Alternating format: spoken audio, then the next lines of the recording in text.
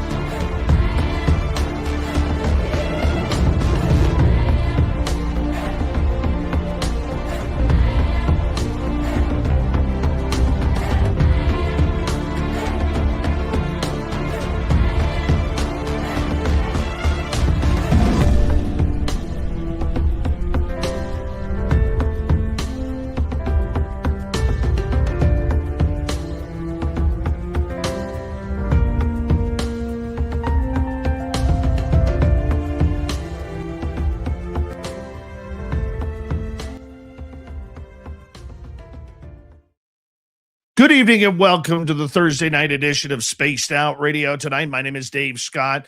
We are very glad to have you with us as we have Peter Robbins coming on, longtime UFO researcher. We're going to get into research and disclosure very much tonight. And we're in for a great show. So make sure you tune on in, you listen on in, because it's going to be a lot of fun. But first, we have to say hello to each and every one of you, because that's always how we start. Eternity Eternal in the gold medal position. Race fan with a silver. Tim Mothman and his goatee sharing a bronze medal tonight. Let's say hello to everybody in the chat room. Kitty Cattywhack, how are you? Mel WD40 is here, lubing us up for tonight's show, because you always want to go into a show about UFO disclosure nice and lube. So thank you, Mel. I'm wearing your shirt right now. It says it doesn't have to hurt.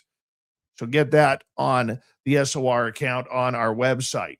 T-Bone, my man, how are you? Nice to see you as we continue on with our roll call. Robert Lamoth, Road Flare, nice to have you guys here. Thunderhead and Mama Catherine.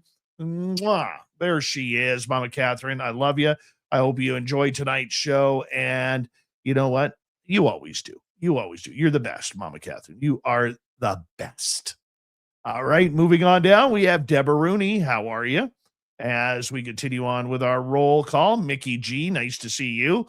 JSCO, K17 Odd is here. K17 will be signing autographs after the show. Line up to the left of the studio, if you don't mind, to the left of the studio. Moving on down, we say hello to Mark Wolf, Jaquetta. Nice to have you both here. Honest Content, nice to see you.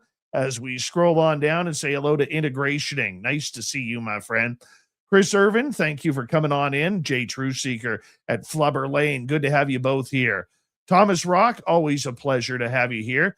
Necessary Dialogue and The Goblin, good to have you both here as well.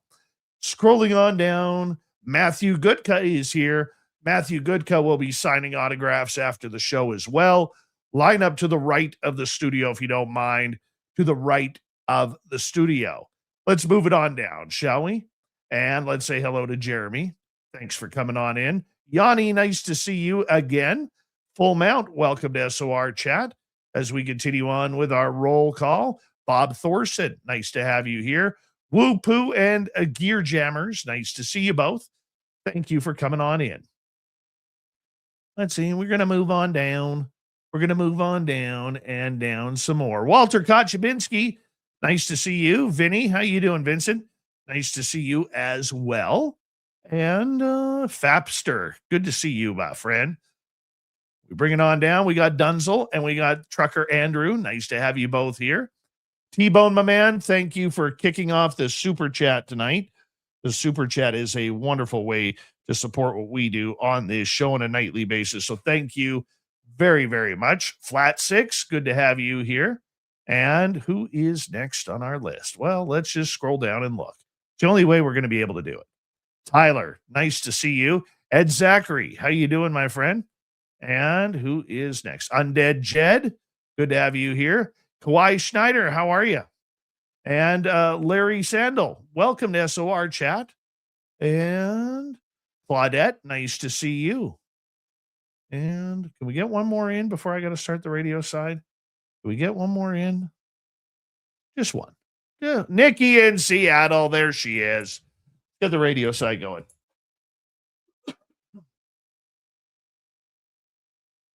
Hello and welcome to the radio and podcast side of Spaced Out Radio tonight. My name is Dave Scott. We're getting into the UFO disclosure world. Longtime researcher Peter Robbins is here. He's going to fill us all in on the latest and greatest. We are in roll call on our YouTube side, and we are saying hello to Silver Cleric and Dave Rice. Nice to have you both here. And Chaz Mataz. Nice to see you. And we keep on scrolling. We keep on scrolling, and we are caught up. The super chat is open. It's a wonderful way to support what we do on this show on a nightly basis. Mr. Cowley, how are you? And if you're listening on the podcast side, whether it's on Spotify, iHeartRadio, iTunes, make sure you give us a like, a follow, a thumbs up, whatever it may be. Throw those horns up, everybody. Let's rock. Are you ready to hear your mystic voice of the night? It's time to wake up. He's here. Be quiet. He's ready for you to listen. Let's point our ears towards the little cabin knows. We're together, friends.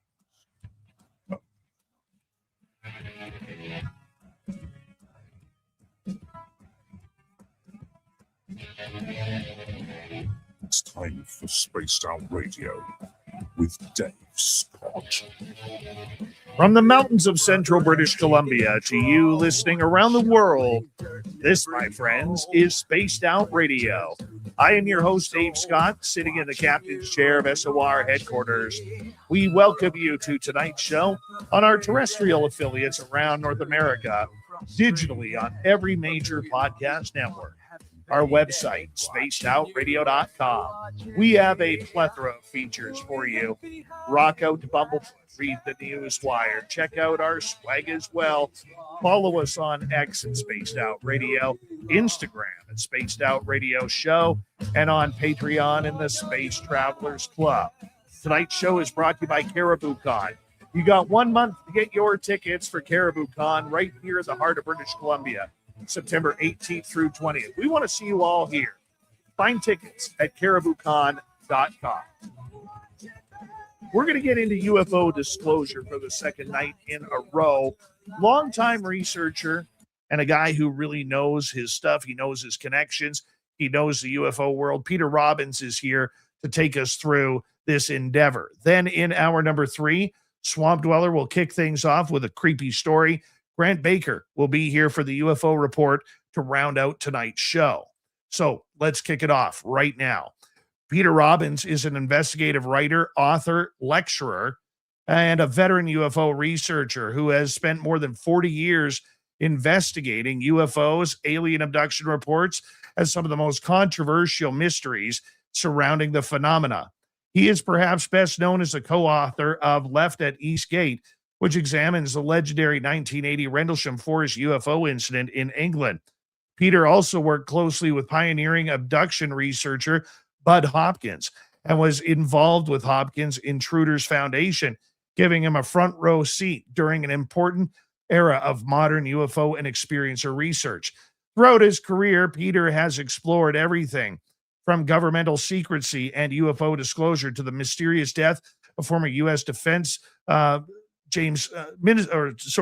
Secretary of Defense James Forrestal. His work has included writing, lecturing, radio conferences, television projects, and more. This guy is everywhere. He continues to be everywhere. He's one of the busiest men in the world of UFOs. Peter Robbins, welcome back to Spaced Out Radio. How are you? Good, Dave. Good to be back. Man, there's so much going on since the last time you and I had a sit-down chat. And you know what? I look forward to that fireside chat once again with you tonight. Did you ever think, going back, I mean, when you were starting this over 40 years ago, that UFOs would be mainstream news? I've thought about that quite a bit the last few years, and I'm not sure.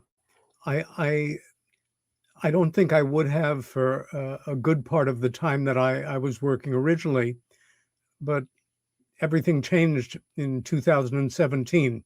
Um, for whatever number of reasons, we reached a tipping point, and I'd say we are in the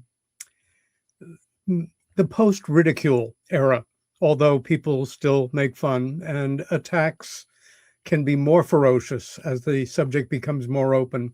But I don't think so.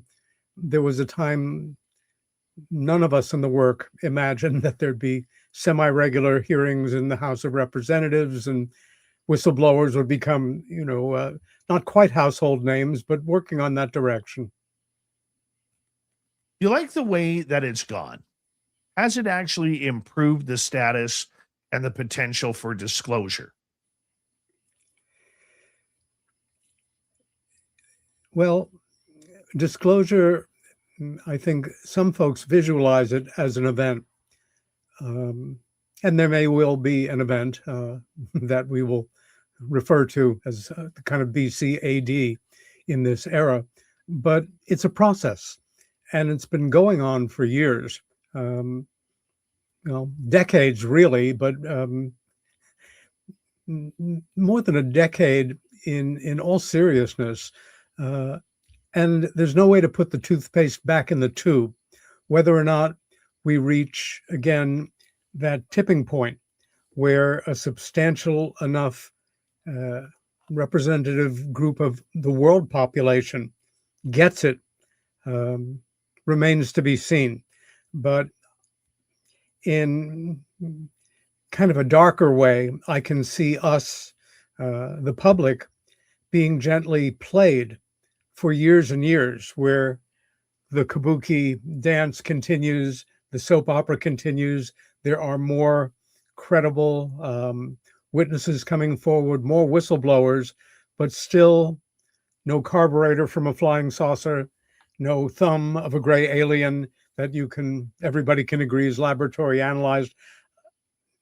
I think the forces that be are dragging this process along as long as it can be.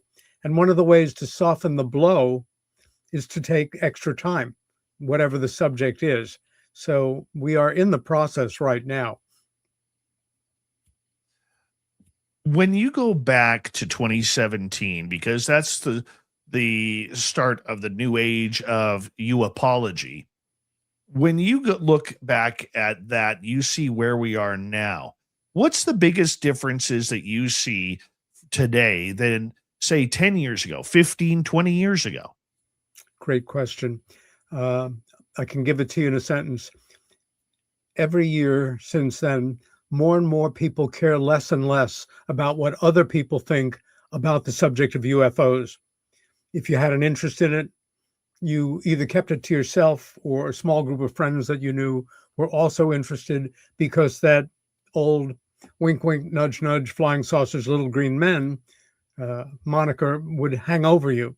I think that now, look at the world the way it is. You have leading scientists, politicos, major cultural figures coming forward and just talking about reality in terms of other intelligences and UFOs and advanced technology that they would have never discussed in public, even with that has changed markedly. The feeling of openness, where it takes us, remains to be seen. But no question, this is no longer a fringe subject or conspiracy nut kind of subject. It is mainstream now. Do you like it better in the mainstream? Because I still struggle with that. I think it's good in one way, because it's getting the word out that all of us who have had experiences, whether it's a sighting in the sky, a UFO landing, alien abduction, or whatever, we could finally tell those people who made fun of us that, look, it's right in front of your eyes. It's real. But there's the other side where it's become a very political topic. I think it's brought out a lot of disrespect to the researchers that have come before for the new age of scientists from whether it's the SCU or other groups, Peter, that just say, hey, you ufology people, you little green men people and tinfoil hat wearing people, you go over there. Let the big boys do their work. Well, I know that there has been some talk and concern and just a natural flow of dialogue on the idea that those folks who have been doing this research, writing the books, working in documentaries, doing their own investigations or working with other groups, we are in a very different media age now. And if you are tech savvy and interested in the subject and can make a good presentation on the air, then you can present yourself as a knowledgeable personality as well. It's like people say to me sometimes, what's your opinion on such and such, whatever the case is, or UFO related situation? And occasionally I am compelled to say, I don't have an opinion on that, not yet. Well, why don't you? Well, frankly, I don't have enough knowledge about it to have an informed opinion. And I'd rather just hold off on having an opinion until I know what I'm talking about. And again, it's another, not a fault, but it comes with the territory now. Is the subject, say there is some big disclosure event, or world leaders decide to just all come clean on, been covered up for X number of years, will people like Wolf Blitzer or any of the other major personalities, and to the left or to the right, then start to represent themselves as the people who have now digested the information, and no reason to bring them on the show? I know it, folks, and this is what I was just told to read on my teleprompter. The questions are evolving as the culture is changing, and the media still does its best to look cutting edge, but really are not. Peter, I don't want to go down a road, because it's so easy to go down the road of negativity when it comes to UFOs. But I want to ask you this, and I'm going to ask you this, and I can ask you this. Why? Well, frankly, Peter, it's my show, and I get to control the questions. I look at people such as yourself, the late Stanton Friedman, the late Jim Mars, Grant Cameron, Richard Dolan, Linda Moulton Howe, Lorian Fenton, Melinda Leslie, people who have been in this field forever. The faces, the original faces of the franchise, going back to Budd Hopkins on forward, William Cooper, you name it. We can list, many, many people who should be in the UFO Hall of Fame. Okay. Do you feel slighted as somebody who has spent the better part of your life trying to bring the truth out about this subject? Do you feel slighted by the way ufology has gone because people such as yourself or others that I've mentioned have pretty much been ignored by this new crop of UAP researchers? No, I don't feel that way at all.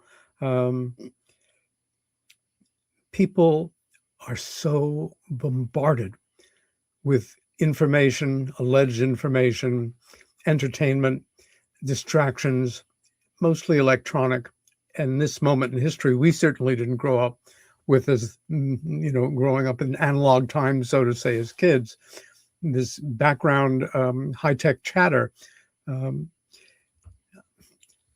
I think they're doing their best on a certain level to catch up and at the same time look professional. It's a whole nother genre. It's a whole another way of moving forward. At this point, I think in part because I've only published one major book and have not been searching for fame. I don't even have a working website right now. I do my work and present it, and find something else, a tangent that I go off on. I don't take the fact that I'm not being, my name isn't being said as much as Richard Dolan or other old friends and colleagues. If you're doing it for that reason, I think you're doing it for the wrong reason. I understand that. I do. But I guess part of my frustration with the new wave of researchers is we don't hear them quoting you. We don't hear them quoting Dolan or Cameron or many others who have really paved the way for this subject. You guys paved more pavement in the UFO world than the majority of people have combined since 2017. Now, I'm not saying that to kiss your butt, because I'm not that kind of host.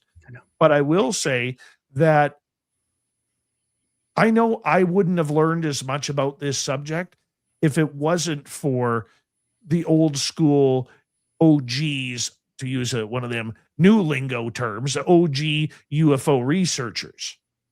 And I know even like reading some of the comments in our audience, okay, they're saying, Peter, you should be offended by what's going on, but you've decided to take the higher road. You can burn yourself out otherwise completely. And I've been in more than my share of slugouts in this work. I'd like to think all for the right reason. But it's not a contest. And although the personalities shine through, egos, people who have issues, major public issues with other people, it's background chatter. The work is more important than the hype. And so you do it if you're compelled to, or you don't. It's now so wide open. As you know, Dave, it's like a sideshow, and it runs the gamut from serious scholarship with wonderful research and investigation to back it up to reality TV. And I think part of it's not a problem or a failing. I'm just very old school. If you're serious about the subject, as we are, find your niche and develop it. I've been interested in history since I was a kid. First, starting out history of my hometown, New York City, but history is a living, breathing thing. And once I became involved in this work, I knew there's a history of literature that I was completely unaware of up until that point. Some of it, very airy-fairy and Welcome the Space Brothers. Others extremely well-grounded. I've always been a reader, but what can I say? You see the results of it, some of it behind me. Unfortunately, we live more and more in a short attention span world. And as a broadcaster, I know you know that. One of the challenges of doing shows like we do, 2 hours or more, but for me, it was 2 hours every week, one-to-one with one person in a conversation. You've already lost a good part of your audience before you start. And so, we do the best we can with what we have, and don't let the idiots drag us down. I guess the other thing is when you do make an error, and it's something I've practiced very well for years, never try to, tough your way through it, or, only sissies, apologize, correct it publicly, and then move on. Peter Robbins is our guest tonight on Spaced Out Radio. We got 5 minutes before we need to take our first break of the night. Peter, 40 plus years of research. Do you still have fun doing this? Do you still enjoy those conversations about this subject, going down those rabbit holes, trying to find answers? It's different now. I became involved in this work literally overnight, in great part because my late sister Helen telling me about her abduction-related memories at a time when there was no abduction research, and I had never heard of anything like this in my life, but I knew there was something to it because she wouldn't lie, and we had just talked about a UFO sighting. In any case, I was obsessed for the first years I was doing this work. Absolutely obsessed. It wasn't fun. And it really wasn't healthy the way I was doing it. I was very fortunate to find a therapist who helped me get myself in a lot better frame of reference. In fact, Dr. Baker had been the first assistant of Dr. Wilhelm Reich for the last 11 years of Reich's life. And that therapy helped me tremendously to focus and realize this was important work. I wasn't crazy, nor was my sister. The world was, in a way, it was very schizophrenic. People either knew it was real or they knew it was crazy, and they were wrong. But over time, I've realized I don't feel compelled to investigate another UFO landing case if I live to be 100. I'd much rather be a good listener for people who have a need to get out something that they might feel less comfortable talking to somebody else about, and knowing it won't go anywhere. I'm not collecting stories for another book. It's just there are good people in the work, and a lot more than there were when I was starting out, God knows, who we don't hear about. As they say, the squeaky wheel gets the grease. And it's not as exotic or sexy to know that there are people quietly plugging away in their own vein of research or training to do something that will assist them in the specialty area they're focusing in, something like that. Peter, with 2 minutes to go, how much do you like listening to today's movements when you see it on CNN, or you see it on Fox, or you see it on the New York Times or News Nation? I mean, what goes through your mind when you see all of this happening? That the world has changed markedly in this area, and it's not good or it's not bad. It is a total double-edged sword. I think it's being used by more idealistic, courageous types to get the information out there, but more and more by the powerful establishment that owns most of the major media, be it on the right or the left. They're still jerking us around, and it's up to us to educate ourselves and then to educate each other if we want to move forward on this.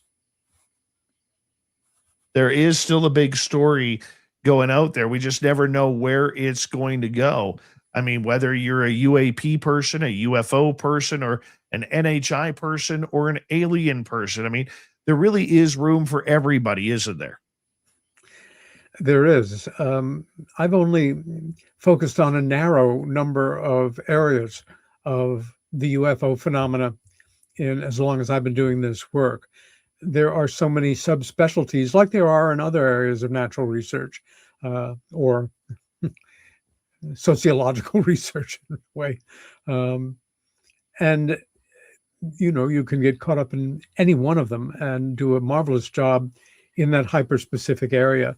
But what do I know about the big picture after all these years? Not that much more than most other people. I can make better educated guesses than most people. That's a fact. Well, as far as we know, especially with these tranches that are coming out, Peter, it sure really goes to show that the truth embargo that Steve Bassett talks about all the time is still well in play. Yep. And that is something that we will discuss and more. We are so proud to have legendary UFO researcher Peter Robbins on Spaced Out Radio tonight. Over 40 years of research. And the worst part about it is he hasn't aged a day. He still looks like he's 28 years old. Spaced Out Radio with Peter Robbins, our special guest tonight on the show. We got him for another 90 minutes here. Stay tuned.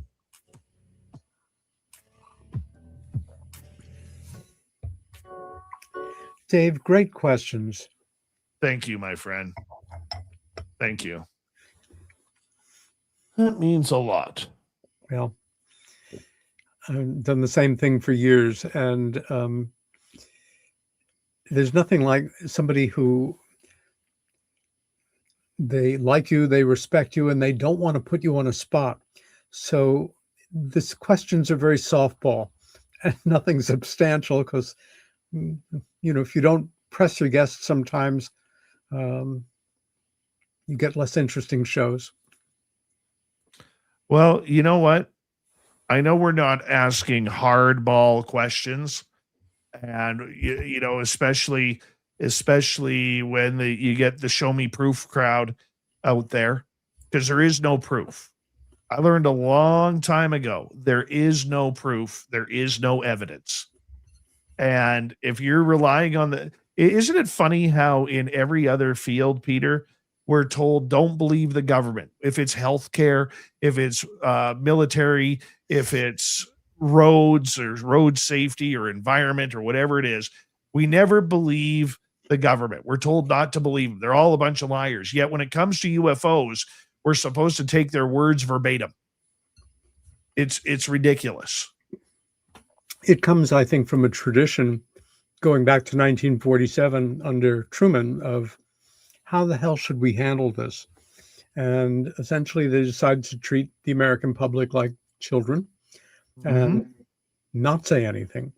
It occasionally occurs to me, had Harry Truman had the support of his advisors after, say, 6 months study, early in 1948 or something, and just gone on the radio and said, my fellow Americans, and by extensions, everybody else in the world, I have some very sobering news for you, and just talked about what had happened 6 months before, how incredibly, unimaginably different the world might have evolved. Right? Hello in our chat room to Jeff Steve Garvey. He's here. He'll hit a home run for you. Nice to see you, Jeff. Anybody else jump in here? Yeah. Follow the lead here, people. As Undead Jed says, you know the routine, people. Get those thumbs turned up and share the comment. Give some love. Yes, that is a good way. That is a good way. Let's see. Anybody else did I miss? I get anal about this sometimes, Peter. We all get obsessive compulsive on our shows sometimes. Oh, yeah. The hard part with being on terrestrial radio is you're always striving for the perfect show and it never happens. I think if I ever have the perfect show, that'll be my night to say I'm done. At the end of the show, I'd say I'm done. I had the perfect show. I'm done. I think I approached broadcasting with a different philosophy growing up with the radio as a major thing as part of my early childhood. And most folks, of course, now, friends and colleagues, do podcasts. You can edit them, make them just the way you want them. I have always preferred the potential chaos that can come with doing live radio. As we know, if it can screw up, it will screw up at some point or another. And unless it's absolutely a disaster and, you go off the air or something, my producers always understand that they should, keep the problems in. It's the way it was that night. And we have about 90 seconds, my friend. 90 seconds. Say again? We got about 90 seconds. Great. All right. Let's go here. Big thank you tonight to T-Bone for kicking off the super chats. Deborah Rooney and JSCO, thank you for the love. It is literally a great way to support what we do on this show on a nightly basis. And we also accept thumbs up on the YouTube side, as well as on the podcast side as well. So if you're listening in on Spotify, iHeartRadio, iTunes, Deezer, whatever podcast platform you are listening to us on. Give us a follow, give us a like, give us a good review. And if you don't have a good review for us, just lie. It's that simple. That's the only time you're allowed to lie, is if it's given me a good review. Just saying. It's free. It's free. We got about 10 seconds here, Peter. Don't forget to shop at our Spaced Out Radio store on our website. We do not have ugly swag, people. No ugly swag. You can look good in our store. So go check it on out.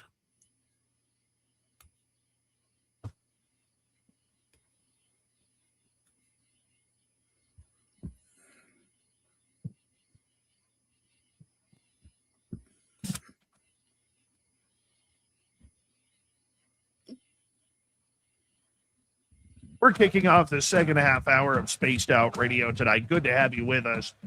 UFO is the topic.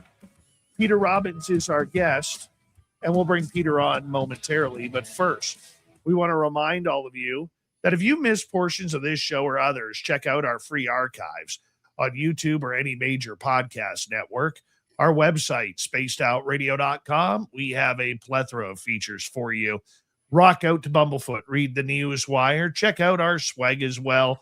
Follow us on X at Spaced Out Radio, Instagram at Spaced Out Radio Show, and on Patreon in the Space Travelers Club. And Peter Robbins is here. He's an author. He's a researcher. Over 40 years of looking into the subject of UFOs, coming on 50 very, very soon. I bet you he never thought that would happen. And yet he still doesn't look a day over 28. We like Peter around here. Thank you for coming on in, my friend. Glad to be back, and thanks for cutting off some years on that. Oh, no problem. No problem. Peter, I'm going to ask you a hard question. I don't know how you can answer this, but I'm going to throw it out there anyways. Where is the truth when it comes to this subject? We have so many people out there saying, we want the truth. We want the truth on UFOs. We want the truth on UAPs. We want the truth on Roswell, on alien abductions, on what the government knows. Where does the truth truly lie? I think it's a case by case scenario.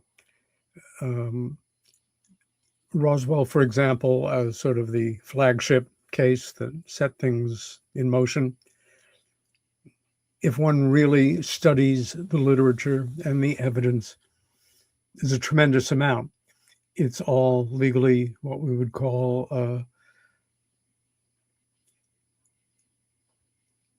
what's the term?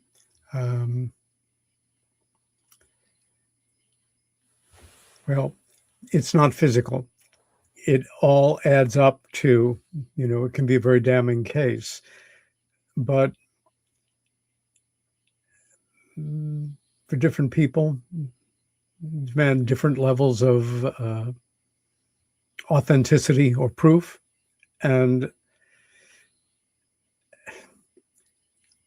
I guess the main point here, Dave, is that the truth is a number of things. The UFO, UAP phenomena are, just for starters, interdimensional, hallucinatory, extraterrestrial. A lot of people like the idea of visitors from time. It's one I am a bit more challenged than most by, but I love the idea. And so it's now us putting up sophisticated flying devices. Of course, we've been doing it for decades. But it is a number of things. Budd Hopkins occasionally would use the old parable about the 7 blind men and the elephant, each blind man trying to figure out what the elephant was. One holding onto a tusk, another a trunk, another an ear, another a leg, the tail, arguing with each other because they all know that the other ones are wrong because their experience of the elephant is, but they're blind to other people's. It's a bit like the Tower of Babel. What, again, if you've had an experience, reality doesn't care what we believe. And the truth is elusive, but it's Just going to say it's out there. That's a clever phrase. I might patent that. Pretty abstract idea, but yeah, it's out there. And I sometimes like to visualize that warehouse at the end of Indiana Jones, where everything is kept that is secret, allegorically or actually. Do you think then, as we search for the truth, we search for answers, that there is a way that the government will finally confirm or disclose? It depends on which government we have and what their attitudes are. The fact is, when this was set in motion, the United States government, in so many words, intelligence community, etc., simply looked at the American people and lied and started to cover up, like that little grain of sand that gets into the oyster, that irritates the oyster and it starts to calcify around it, that becomes a pearl. That piece of sand, that piece of irritant, is the center of the beginning of post-war national security state. Didn't have to do with nuclear weapons. It had to do with this cover-up. And as a result, for the secret keepers, part of the secret that they keep is that they've been keeping the secret. And how can you go forward after 80 years and just say, we lied to you, or our predecessors?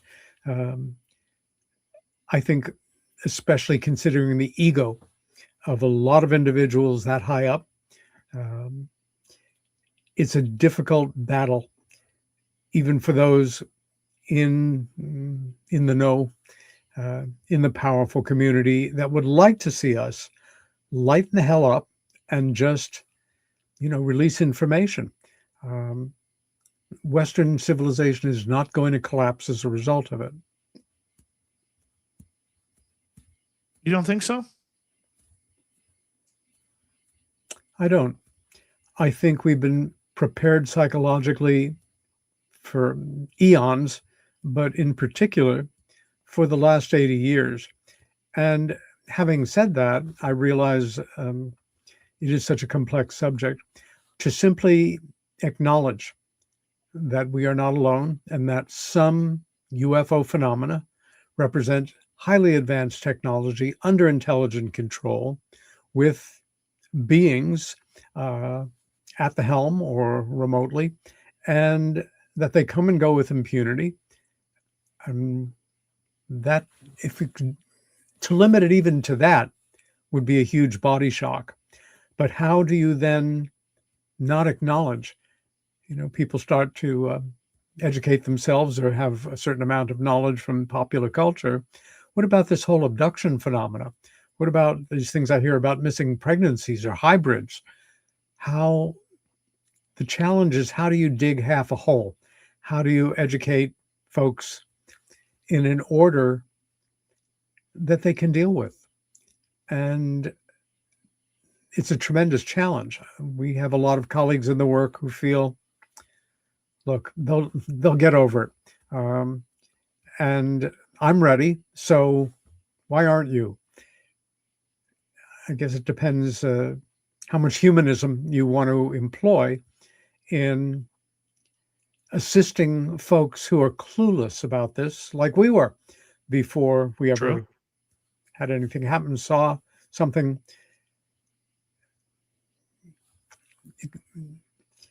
It can be done in a way that brings people together, or that's just sort of like a Jerry Springer reality sideshow carnival, where people know about it and they know it's real, and it's like, so what?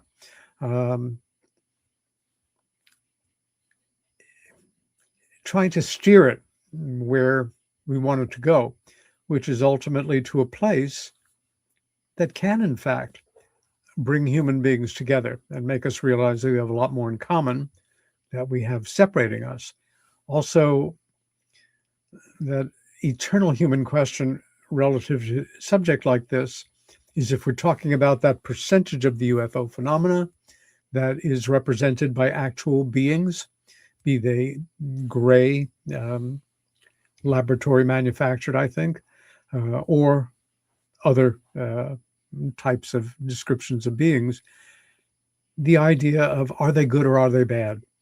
Well, they may be neither. What they're doing may appear good or bad to us, or that's what we long for.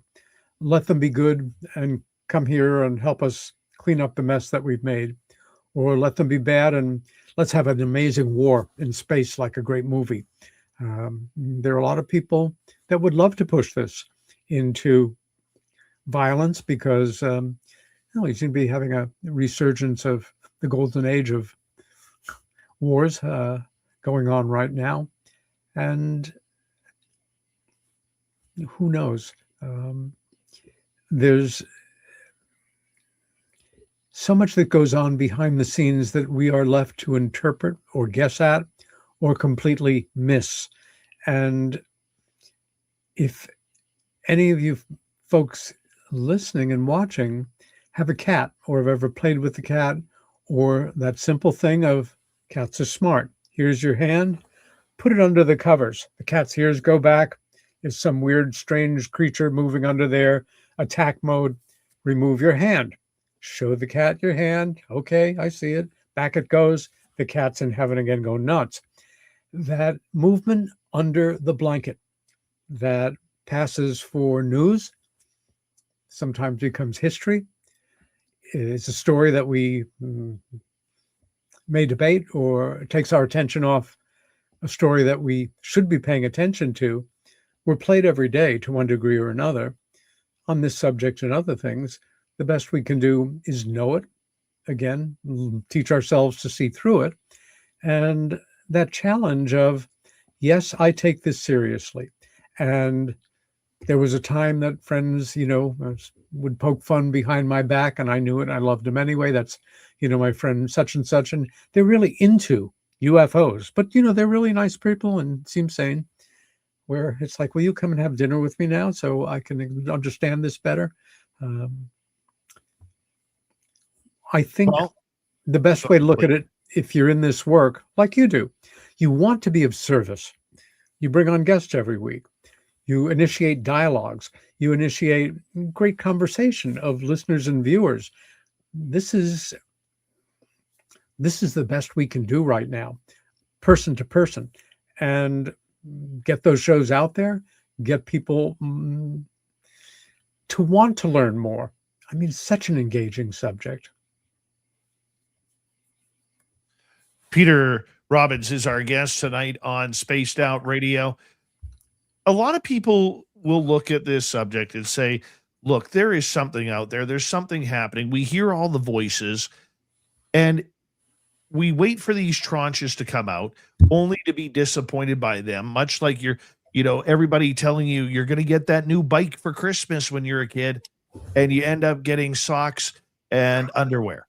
The biggest disappointment. Mom's all happy because you're going to be a clean boy, but on the flip side, you're not a happy boy because you don't have that brand new bike. And I look at what's going on right now when I hear the politicians speaking. If you saw what we saw, if David Grush or Lou Elizondo, this is what we're hiding, and we got to get to the bottom of this. Well, we hear all these WWE promo types going on from these people, and we're left with socks and underwear underneath the Christmas tree with these tranches, Peter. I mean, is there a shell game being played right now, in your opinion, regarding this subject? Okay, you say yes very quickly. Explain that. Because this is a subject that has invited deception from the beginning. Deception on the part of those who control information, be they governmental, corporate, media. And once a pattern is set in motion, I guess the players play seriously. And it's sometimes hard for me to even imagine, and I have a good imagination. I mean, we now live in a culture that semi-worships billionaires. It's like this great sports event. Elon Musk is going to be the most wealthy person in the world. It's like everybody's dream come true. Really? It's poisonous on a certain level.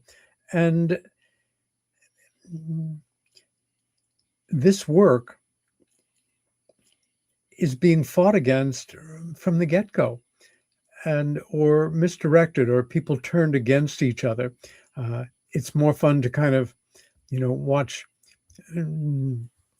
two researchers battle out some point or authenticity of a case than it is to study all the serious information on it.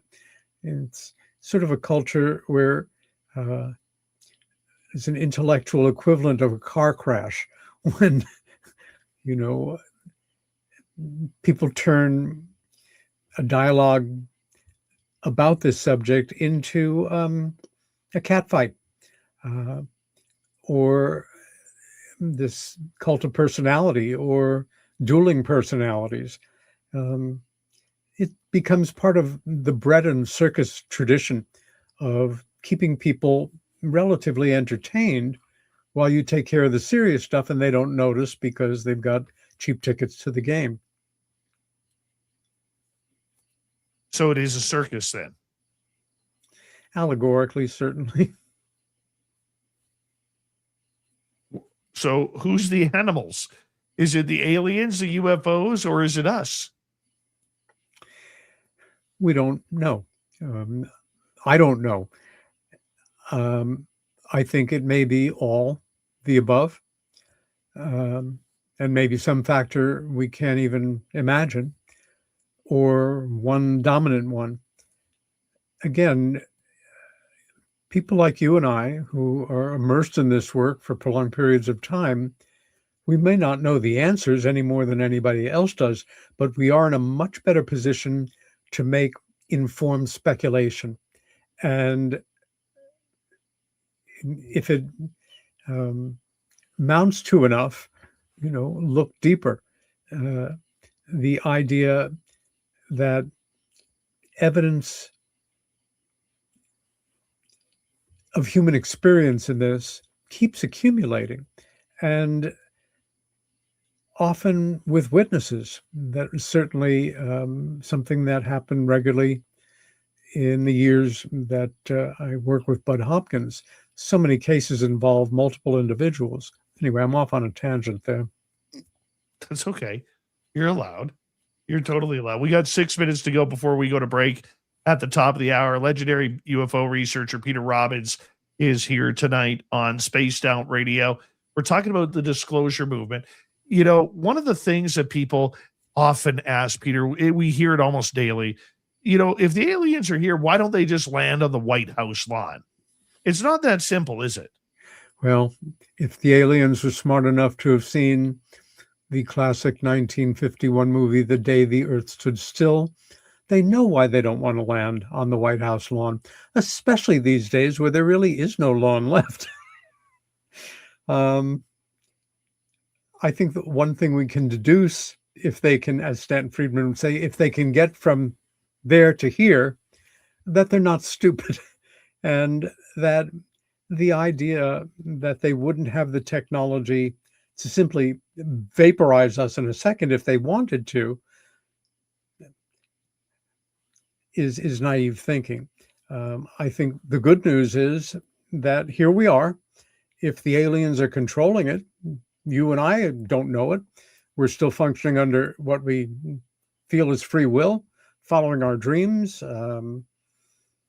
I feel no intervention. Again, does that not mean that there are alien intelligences controlling key individuals in world government? Sure, why not? Maybe. I don't know. I think it's so open to speculation, and anybody can simply say, that's my theory, prove me wrong. We don't have like a bar association or an AMA that suspends our ufology licenses if we practice to deceive. It doesn't work like that. In order to be a ufologist, I believe all you really need to do is touch your finger to your nose, turn around 3 times, hang out your shingle, and you're ready to go. Don't forget to start a podcast too. Sorry, I had to get that in. Peter Robbins is our guest tonight on Spaced Out Radio. Peter, you know, when I look at this at the overall topic in regards to disclosure, you know, I often wonder, you know, where is it going to come from? Who's going to do it? Does it have to be the United States that does it? What would happen if we saw Putin do it, or China or Japan, or, you know, it doesn't have to be a communist country. It could be Australia. It could be the UK, Canada, right? It could be anybody. Why does it seem to be that it has to come from the United States? Well, I don't believe that's the case, but it seems that way because the subject emerged here first in 1947 and then very quickly became a worldwide subject and a worldwide reality as far as we observed. So maybe there's that notion that because we began the cover-up, we should undo the cover-up. That's a great idea. I don't see any movement on that anywhere along the line since 1947 that was able to substantially move the dial at all. At the same time,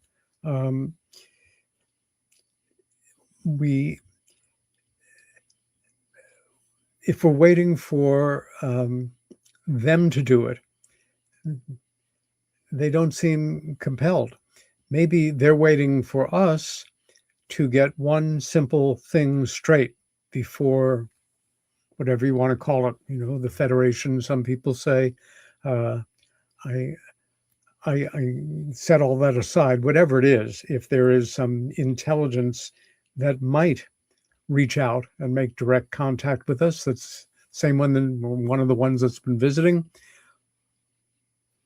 Maybe they're waiting for us to get to the point where we stop, and I'm going to say man here, not mankind, because this is men doing this, that we simply stop doing what we've been doing for millennia and clubbing each other to death over where the line is drawn in the dirt, just to get beyond that point, or to agree we don't have to kill each other because of the lines that are drawn in our imaginations around the world. It seems like a very simple concept, but we don't get it. And boy, just look in the news every single day to see how much we don't get it.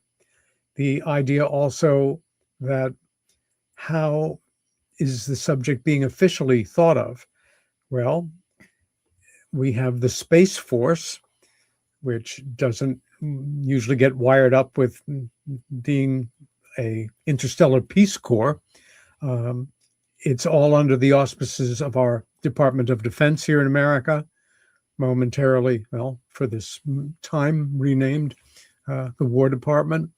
And I think that those two words, War Department, is a little insight into the way that they think of the phenomena, because that's what we do. We shoot at things.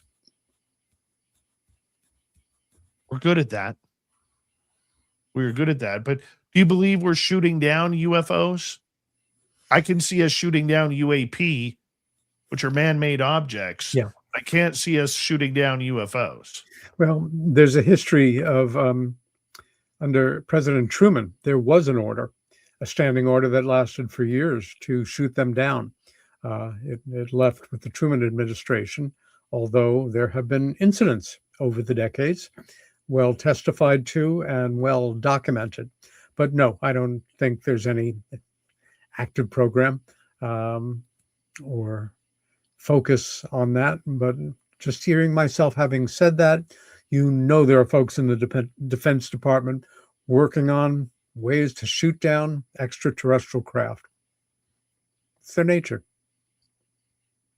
Well, we'll continue that conversation in the next half hour, because I tend to believe that if they could get here from wherever they're coming from deep in space, and they could go, say, 50 miles in the blink of an eye, you know, from a dead stop right in front of you, I think they have the technology to dodge a bullet or a direct energy weapon. Peter Robbins, over 40 years of UFO research. We continue this great conversation with this legend when we return.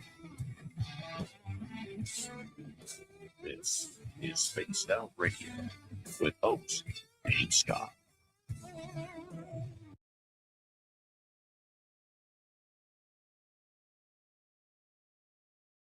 All right, my friend. We're going to play about a 5-minute video here, and then we'll be right back, okay? Here we go.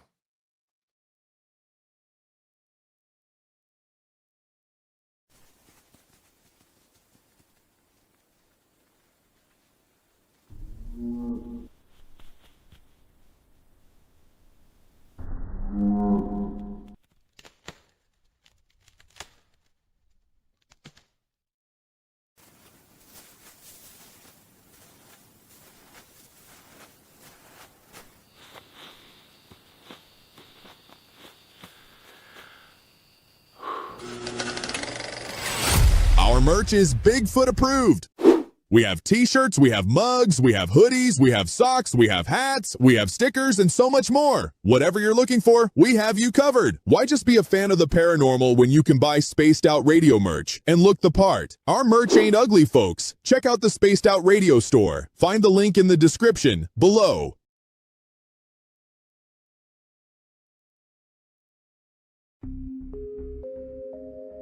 Lurking within the forested region of the 108-mile ranch, where the worlds of the normal and paranormal collide. CaribouCon is waiting for you, bringing together a panel of renowned experts in the paranormal, cryptid research, and UFO phenomena fields. Get ready for a spine-tingling weekend in the heart of British Columbia.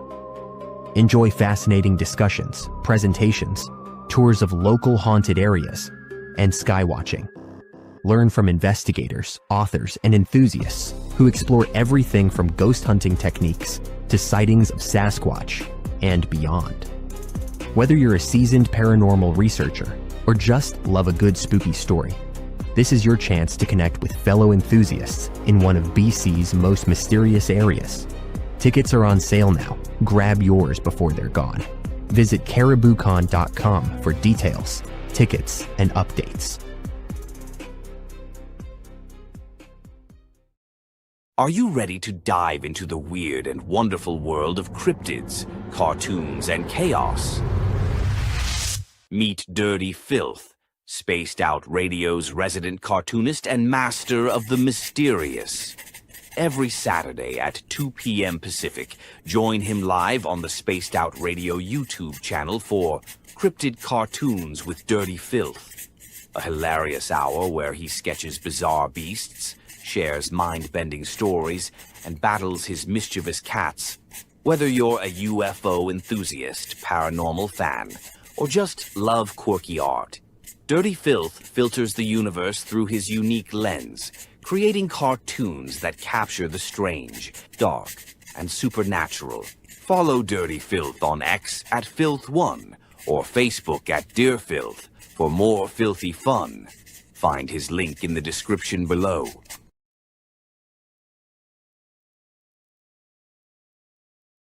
Spaced Out Radio wants to hear from you. We love our community, and your voice truly matters. Drop a comment after every show and let us know what you thought. Agree with our guests? Tell us why. Disagree? We want to hear that too. We read every single comment. Jump into the live chat during the broadcast and be part of the conversation in real time. Got a killer topic idea? Your suggestions help shape the show. And if you want to take it even further, join our Patreon for bonus content and direct feedback opportunities with Dave and the team. This is your show as much as it is ours. Whether you're a longtime listener or brand new, we want your thoughts, your questions, and your ideas. And let's keep building this incredible community together. Spaced Out Radio, where the conversation never ends. What are you waiting for? We're listening.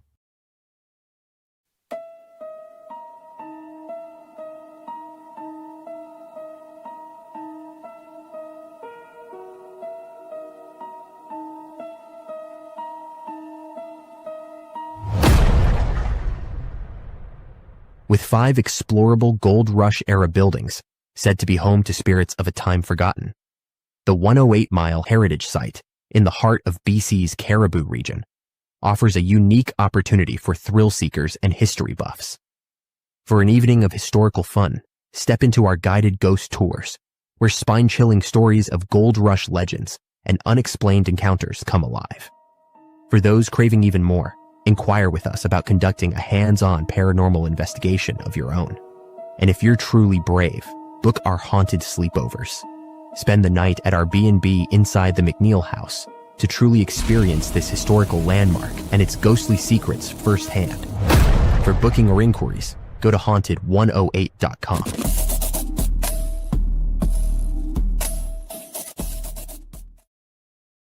All right, we bring in Peter Robbins. So we got about 35 seconds before we go. And we want to say thank you to T-Bone, Deb Aruni, and JSCO for our super chats tonight. Hillbilly Herb, how you doing? The Ferret, nice to see you.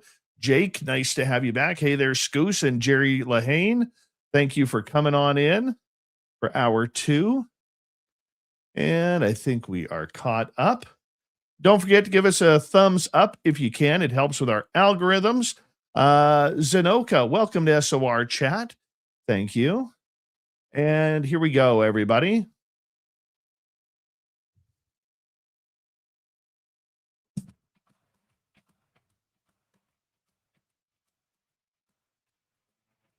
This is hour number 2 of Spaced Out Radio tonight. My name is Dave Scott. We appreciate you tuning us on in wherever you are on this beautiful planet we call Earth. Hello to everyone listening in on our terrestrial affiliates around North America, digitally on every major podcast network. Our website, spacedoutradio.com. We have a plethora of features for you. Rock out to Bumblefoot, read the Newswire, check out our swag as well. Follow us on X at Spaced Out Radio, Instagram at Spaced Out Radio Show, and on Patreon in the Space Travelers Club. The Desert Clam has set the password for tonight in the SOR Space Travelers Club. Deontic. Deontic is your password. Use it wisely, Space Travelers, as the Clam sets the password each and every night right here on Spaced Out Radio. Let's bring in legendary researcher and author Peter Robbins. 40 plus years of looking into the UFO phenomena and still searching for answers. Peter, before we get going, you were very, very much involved in learning about Rendlesham Forest, and there is a question from our chat room from JSCO wondering, is there any new info on Rendlesham that you might be able to share? Can't share it because I have left that case alone completely since 2017 for a number of reasons, but my knowledge stops there. There are a number of wonderful researchers out there who continue to do the work on that important case that would be the people to contact. And I would start with John Burroughs and Jim Pennison, first night witnesses. Legendary cases, whether it's Roswell, whether it's Rendlesham, whether it's Shag Harbor, or many of these great cases that are out there, we don't see those anymore, Peter. We don't have a Travis Walton or a Betty and Barney Hill anymore, or a Calvin Parker. You know, why do you think that is? Is it the internet age that everybody can chat about it right now, or is it just not happening? Good question. All the cases that you named were on the record, being researched, being written about, investigations being done into evidence and alleged evidence, all before the digital age, before the internet. And so there was a level of scholarship on them for starters, and for anybody that was interested in the subject, they were very respected names, really. Now, once again, the bombardment of information and how, of course, anybody that's halfway decent with Photoshop or other programs, AI-based programs that can make things look in ways that they're not allegorically and actually, that often we don't even have people who post the information don't give the basic information about even the image or the allegation. And again, we're not in a golden age of reading. Folks who educate themselves in this work, not just to latest breaking cases and interesting guests on shows like yours, but to become familiar with the literature, to know how well it was researched, and that these books have stood up the test of time. There's so much competing in the world of talking heads and alleged casework that's tailored for minds that want to know about the subject, but want to know everything very quickly, which doesn't really work. It's just a different era and a different way that people are being involved, I guess. Everything is changing at such a perceptible rate that the classics, so to say, in these cases, there's lots going on now, or that seems to be the case, where at the same time as one is picking up on all the late breaking news, read the old books, learn what real scholarship was about by key individuals who influenced other key individuals and ultimately brought us to the age that we're at right now, where this is a wide open subject, even if we're still being played within the wide openness. Peter, as we kind of, look at these large cases, I think a lot more of them are being covered up because we don't want that knowledge anymore. And you add to the fact with social media, where people aren't as afraid to come out as an experiencer anymore, Right. where they're going on Facebook forum groups, they're going on social media platforms to talk about it with like-minded people. And I think that's why we don't have these famous cases. I mean, we haven't really had a famous case in the world of ufology in real time, that is, since the Phoenix Lights, in my opinion. Correct me if I'm wrong, and I don't mind being wrong on this one, but I think really 1997 was the last one. Well, certainly the last one that got saturation kind of media coverage in this country. 97, right? That really probably was the last one that made major media here and abroad.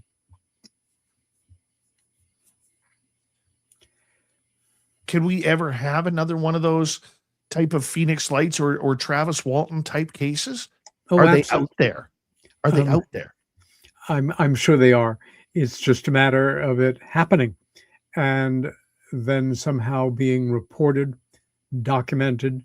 We may have missed a number because they were nipped in the bud, so to say. But I think it's inevitable that these things will continue to happen. And the odds are that every once in a while, one of them is going to break in a way that it is high visibility and possibly breaks into the general news cycle as opposed to just, paranormal news, so to say. Peter, what do you believe when it comes to what we're seeing today? Do you believe Robert Bigelow getting back into the game and talking about UFOs from, his time at Skinwalker Ranch to recently allegedly briefing the president? Do you believe in Lou Elizondo or David Grush or the other whistleblowers that are out there? I'm still struggling with that one because what's the difference between a whistleblower and what your sister experienced or what I experienced or anybody listening has experienced. There is none other than a military uniform and a military base. What do you think is going to be the right path for all of us to try and come together on this subject? Well, as I said before, reality, in other words, whatever is really happening in a number of areas, does not care what we believe. It's a word I maybe overemphasize, but some of us have seen so much credible evidence, and in my case, sat in on hypnotic regressions, spent time with mental health professionals who work with folks who have had these things happen, psychologists working with children on the subject, physical evidences of different kind, that I have to describe my situation as no longer having the luxury of disbelief. That's not to say that I know what's going on, but I do know that it's very real, and it's certainly very real to the individuals that it's happening to. I forgot the second half of your question. Well, just in the fact, who do we believe when it comes to it? Whistleblowers? Yeah. The insiders like Elizondo or Grush, the politicians like Burchett or Anna Paulina Luna? Yeah. Or do we continue to, think about the public and the public having more real answers than what we're getting from those who are supposed to be in the know? Yeah. I think first we have to take each one of the individuals that you mentioned, very publicly involved in this work, whether through the military, intelligence community, the multinational corporate community, or Area 51, that kind of thing.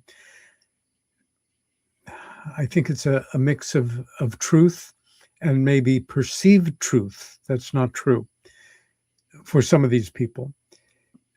I don't get that any of them are, out and out fabrications, or that they're there to fall on their face publicly and in doing so demean the work.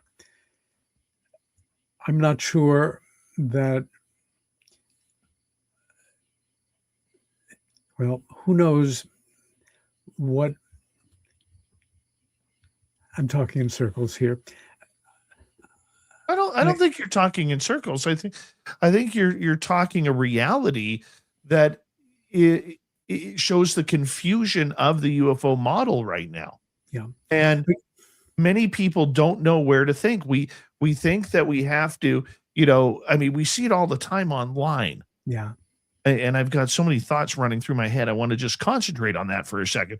You have the crowd who loves Lou Elizondo, for instance, but you have the crowd that hates Lou Elizondo. And then you have the crowd that loves David Grush and thinks that he's the biblical UFO Jesus. And then you have the crowd who thinks he's actually the UFO devil. You have many people out there who absolutely live by the sword and die by the sword of what the government is saying. Yeah. Then you have other ones who are like, how can we believe what they are saying? We have scientists telling, UFO people who've been doing this a long time, or experiencers who just want to know what's going on, to get out of the way and mind your own business. Let the big boys and girls do the work. Yeah. We have intelligence communities involved. We have everything going on, and yet we don't seem to be any further ahead as we were 20 years ago, 30 years ago. Excellent observation, Dave. And just while you were talking, I was thinking that the way that popular culture can latch on to what was an extreme subject, bring it in, think of the influence of a archetypical little alien creature and a UFO in the world of children's entertainment all by itself. It's a huge juggernaut. It wouldn't surprise me if a few years from now, things are still moving along very much in the same way. There are more elected officials and more credible witnesses who come forward and folks who are giving information that is classified, to the point where their names will really, again, Lou Elizondo is a good example of somebody's name who has crossed over into the world of popular culture, as well as, UFO, UAP culture. And that if nobody's doing it yet, a year from now, they're going to be trading cards with the different faces of different key people in government and witnesses and people who are leaking information with their photo like a baseball card with information on the back, and kids will be collecting them. It will continue to penetrate into popular culture one way or another until either we just woke up one day and say, oh yeah, the world seems to have simply accepted this without, some crazy shift going on, or a day of reckoning will come. But we human beings have a gift for deceiving others, and for, on the other extreme, seeing what we want to see. There is a whole culture of folks who want these intelligences to be good, to be empathetic, to be thinking of us as, a younger brother that they want to help along. I sometimes think of it as a graduate experiment gone horribly wrong, and somebody's come back to try to get a better grade. But it's possible the subject can continue to intermix with general culture and become more and more acceptable without any perceptible change going on as a result of it, except that, hey, we're not alone in the universe and everybody knows it now. And but I think a lot of us are hoping or would prefer that somehow this is a learning moment for humanity. And we don't seem to be learning many lessons right now at this moment where it's teetering on the edge. Folks are referring to Donald Trump as the disclosure president. He seems incredibly incurious about the subject to me. And I thought it was very interesting that the nominee for the point person from the UFO research community, scientific community, the whole ball of wax, is Avi Loeb, Professor Avi Loeb at Harvard. As good a choice as any. Who do they choose to be the point man for the United States government to interface with him? Stephen Miller. Whatever one thinks about Stephen Miller, and I certainly have my thoughts, why choose somebody who's very busy with other things, who has absolutely no public interest in it, who has no background in the subject, who has no perceivable knowledge of it? It's like, why do they even bother? That's not a good sign as far as I'm concerned. It's just nothing is going to happen with that interface, at least nothing that I can perceive of value, at least in the climate that we're in right now. Peter Robbins is our guest tonight on Spaced Out Radio. We got 5 minutes before we go to break at the bottom of the hour. This is a story that could change humanity as a whole. It doesn't matter whether you live in a concrete jungle of New York or whether you're living in the jungles of Brazil or Africa. This is going to affect every single person on this planet. And I'm wondering, when we look at this, what is the benefit of disclosure? We talk about disclosure. We need disclosure now. Bring on the aliens. But we never seem to talk about what the benefits would be, Peter. What would be the benefit in your mind? Well, number one, that humanity would have an opportunity to stop living an extraordinarily calculated lie that was perpetrated on us in the summer of 1947. And it was incredibly effective. It was driven by major media, which was encouraged to do so from the office of the president. And it doesn't want to let go on a certain level that I can see. It's just a heritage of keeping the lid on, even if it's coming off, holding it in place as much as possible. Point over there, look over there, nothing to see over here, folks. We are up against a certain wall here in terms of the culture that controls this information. And perhaps, they say follow the money. These things certainly, the major craft that are actual metal machines do not run on coal. Whatever their power sources are, if they were applied to our technology or started to be manufactured in factories here,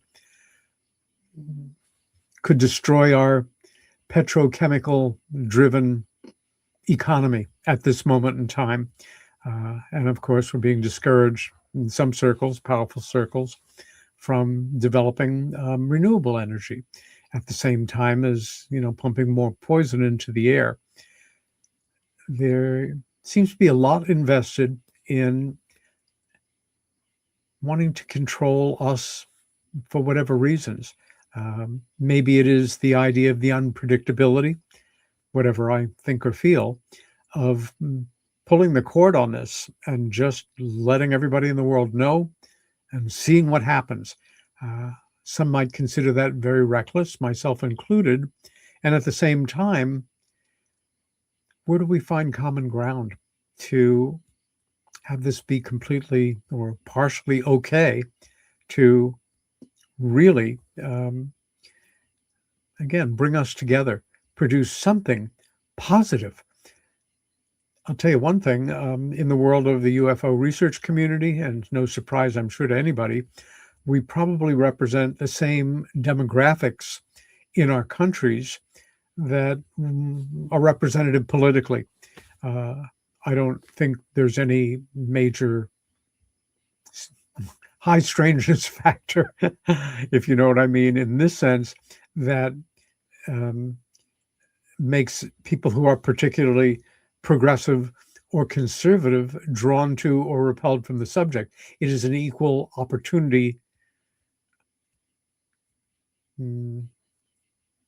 activity, interest, and reality.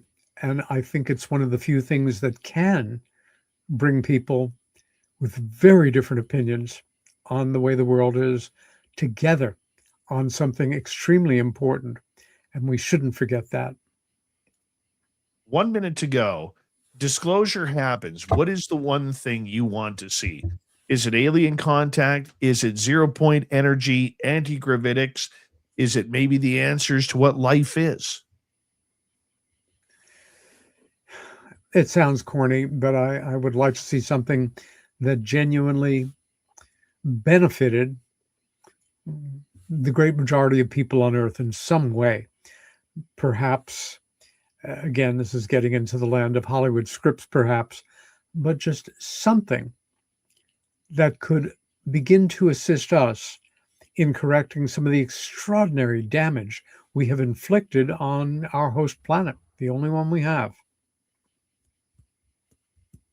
That is very true, Peter. We are going to go to break here at the bottom of the hour, and hard to believe we're already through 90 minutes with legendary UFO researcher Peter Robbins. I mean, Peter's been doing this for more time than most of us have been alive, right? I mean, and I don't say that to be insulted, Peter, because you only look 28 years old.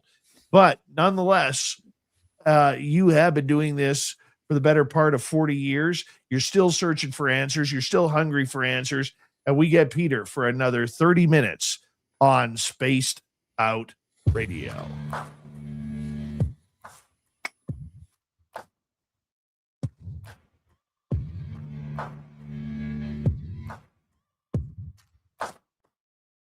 You're listening to Spaced Out Radio with your host, Dave Scott.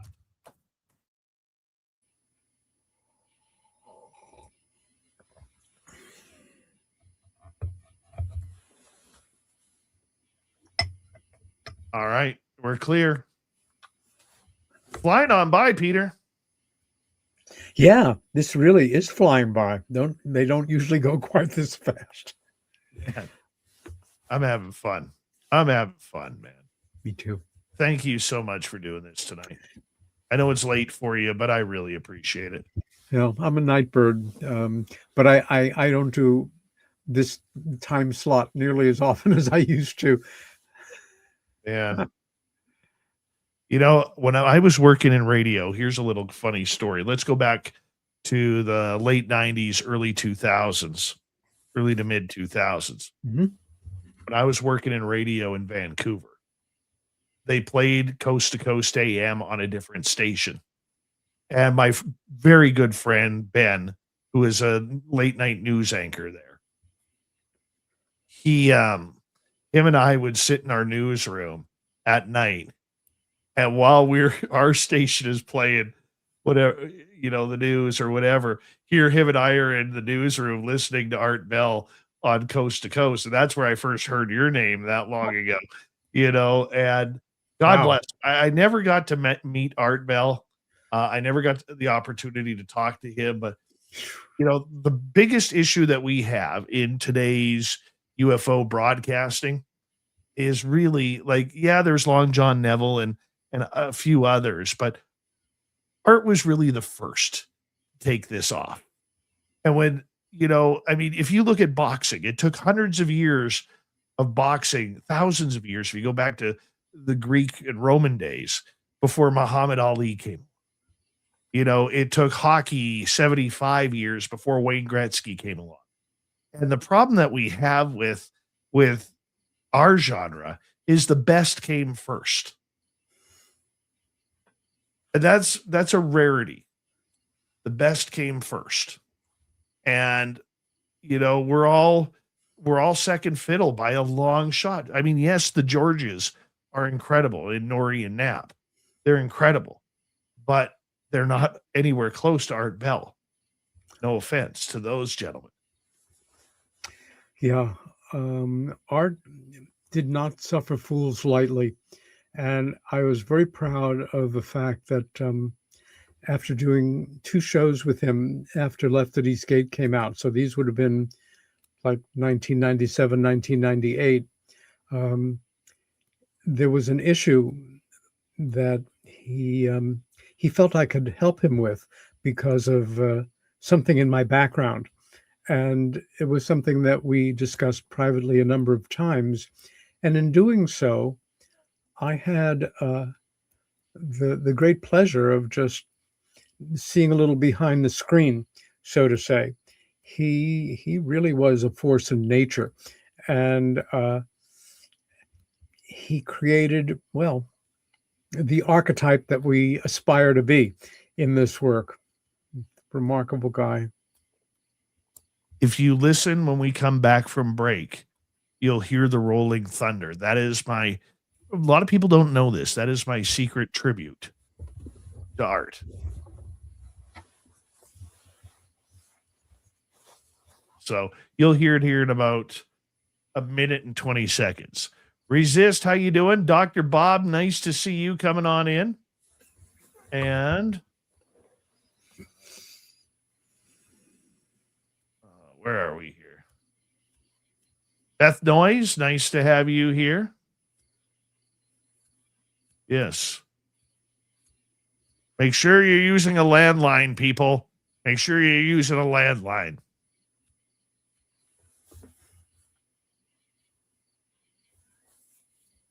Right?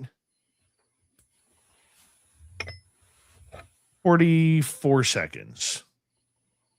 Grantavius Maximus, he's in the batter's box, taking a few practice swings before he gets going tonight in hour 3.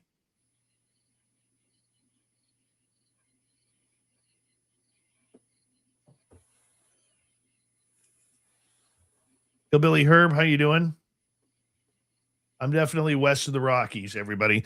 Thank you to T-Bone. Thank you to Deb, and thank you to JSCO for the super chats. We greatly appreciate your love and support of SOR. Here we go.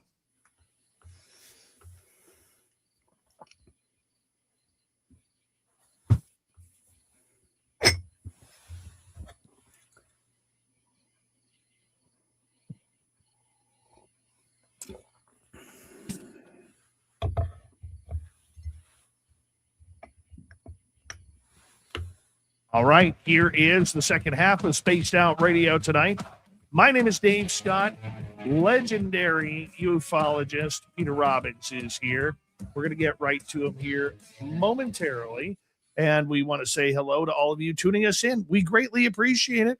Hopefully your tinfoil is shiny with us as we get this going. Peter, thank you so much for being here tonight. Glad to, Dave. Couple audience questions for you in our YouTube chat room. Nicole is asking, Peter, what are your thoughts on the United States capturing UFOs?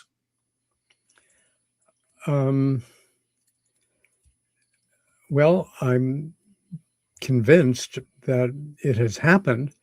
It would be wonderful if we, the people, could have a look. But of course, the secret keepers are not going to allow that. I don't know how exactly otherwise to answer that question.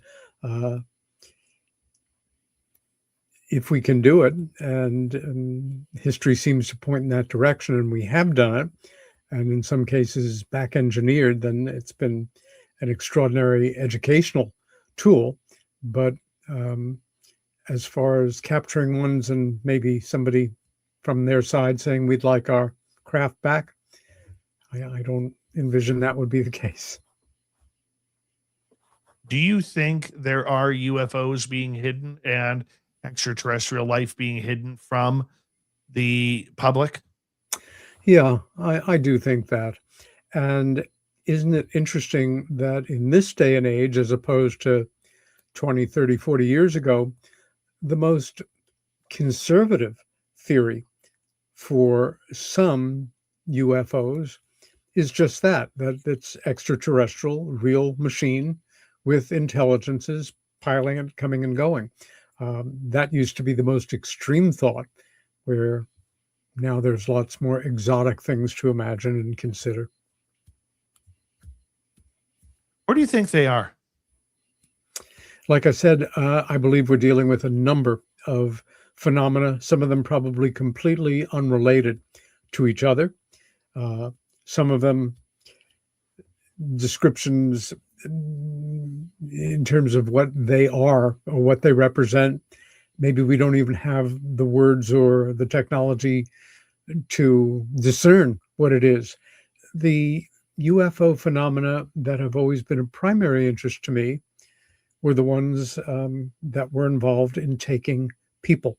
That was my entry into this work. And again, it was pure obsession. It wasn't a hobby or something that I set out to do.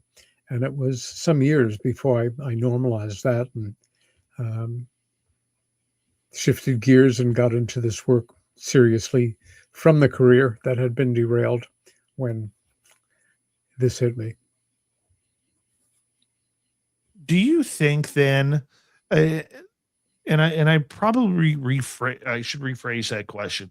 When I say where do you think they are, I was thinking like military bases or private skunk works program facilities. Where do you think they're being hidden? I think you've just named two of the locations. It's naive to think not. That's what they were made for. And whether or not we arrived at some of the extraordinary technology that we have flying today, we human beings, first world military, Could we have gotten to that point without the mythological back engineering of alien technology? I think we could have. As an old friend used to say, what the mind can conceive, it can achieve. That we human beings have proved ourselves to be remarkably resourceful on our own without non-human intervention, that we are aware of to the greatest degree. And I'm not talking about bioengineering us, but just in your lifetime, my lifetime, going from radios that had tubes in the back and were very analog to entirely unimaginable technologies now that are so everyday we don't even think about them. Again, the world is changing so fast, and you think about the generation that has grown up without a thought that there was ever a time, certainly in their experience, that computer technology was not right there. When I see how fast younger friends type with their thumbs, I think how it won't be many generations until there'll probably be some adaptation, and maybe then the machine technology will follow, where it can be done even faster, or that it just becomes so second nature, the same way that after, in the old analog days in high school, many of us took a basic course on learning how to type on a typewriter. That if I we remember had those this, days. yeah, I failed I typing, think, by the way. yeah, I think again we could have gotten to this point in terms of technology without assistance. But if there were ever to be definitive proof, like a Daniel Ellsberg type dump of information that threw the world upside down at a certain point, because it revealed so much that we were doing in Iraq, that would that release of information truly affect the general population, or just a segment of it? Again, we've got so much that we can only take educated guesses at. And I don't know about you, but when certain individuals tell me there are this many alien races coming here for this many hundreds of thousands of years, and this is what they eat for breakfast, and this is what powers their ships, without being impolite, I have to ask, how do you know this? As opposed to, I believe this, I long for this, this is what I wish to be true, but simply to state it empirically as a fact. There are only so many ways folks can answer, which is, it came to me in a dream, I saw it in a documentary, I read it in a book, or they told me. Where do you go from there? That's the big mystery. Where do we go from there? And that's where, we have to figure it out, because Lord knows we are not going to get answers from the people who are now the faces of the UFO franchise. Yeah. But again, we are dealing with a number of phenomena, some I've never even looked into. And to remind folks that abduction experiences, for those that have had them, have run the gamut between terrifying and absolutely beatific and the most beautiful experience of that person's life. It's not a good or bad or right or wrong situation. It's how it hits every individual. You can't generalize. That is true. Peter, let's get to another question here from our audience. Let's go to JSCO. What interesting news or info, Peter, could you share with us and tell us about? Can you share anything exciting that you have learned?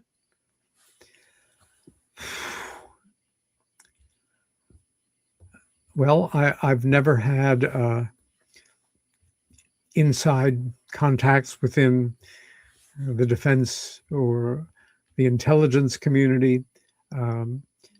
I do my work. I come to my best conclusions.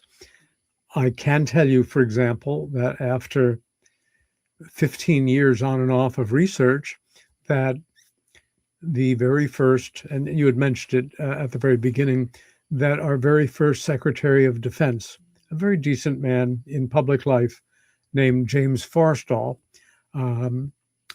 ultimately had a profound nervous breakdown in 1949, in part, and I make the case for it in a documentary that I made, in part because of the stress that was on him from the day that he was sworn in September of 1949, remembering that Roswell was only 2 short months earlier. And it broke him. It broke him as an individual. And for the men around Truman, this man, a great patriot who would have certainly died to save the life of President Truman or President Roosevelt. He was a first-rate patriot, that he was a casualty of the UFO cover-up. And what was presented to the public was that he took his own life, and the public bought it. It's an American tragedy. It's old history, but I think that's one of the things that I do best in this work, is as often as possible find casework or what I consider important aspects of the UFO story rooted in post-war history. I like to think that I'm good at getting folks into the foyer and having them say, well, that wasn't so bad, and he doesn't seem insane. Maybe we should go into the house and meet some of the other people there.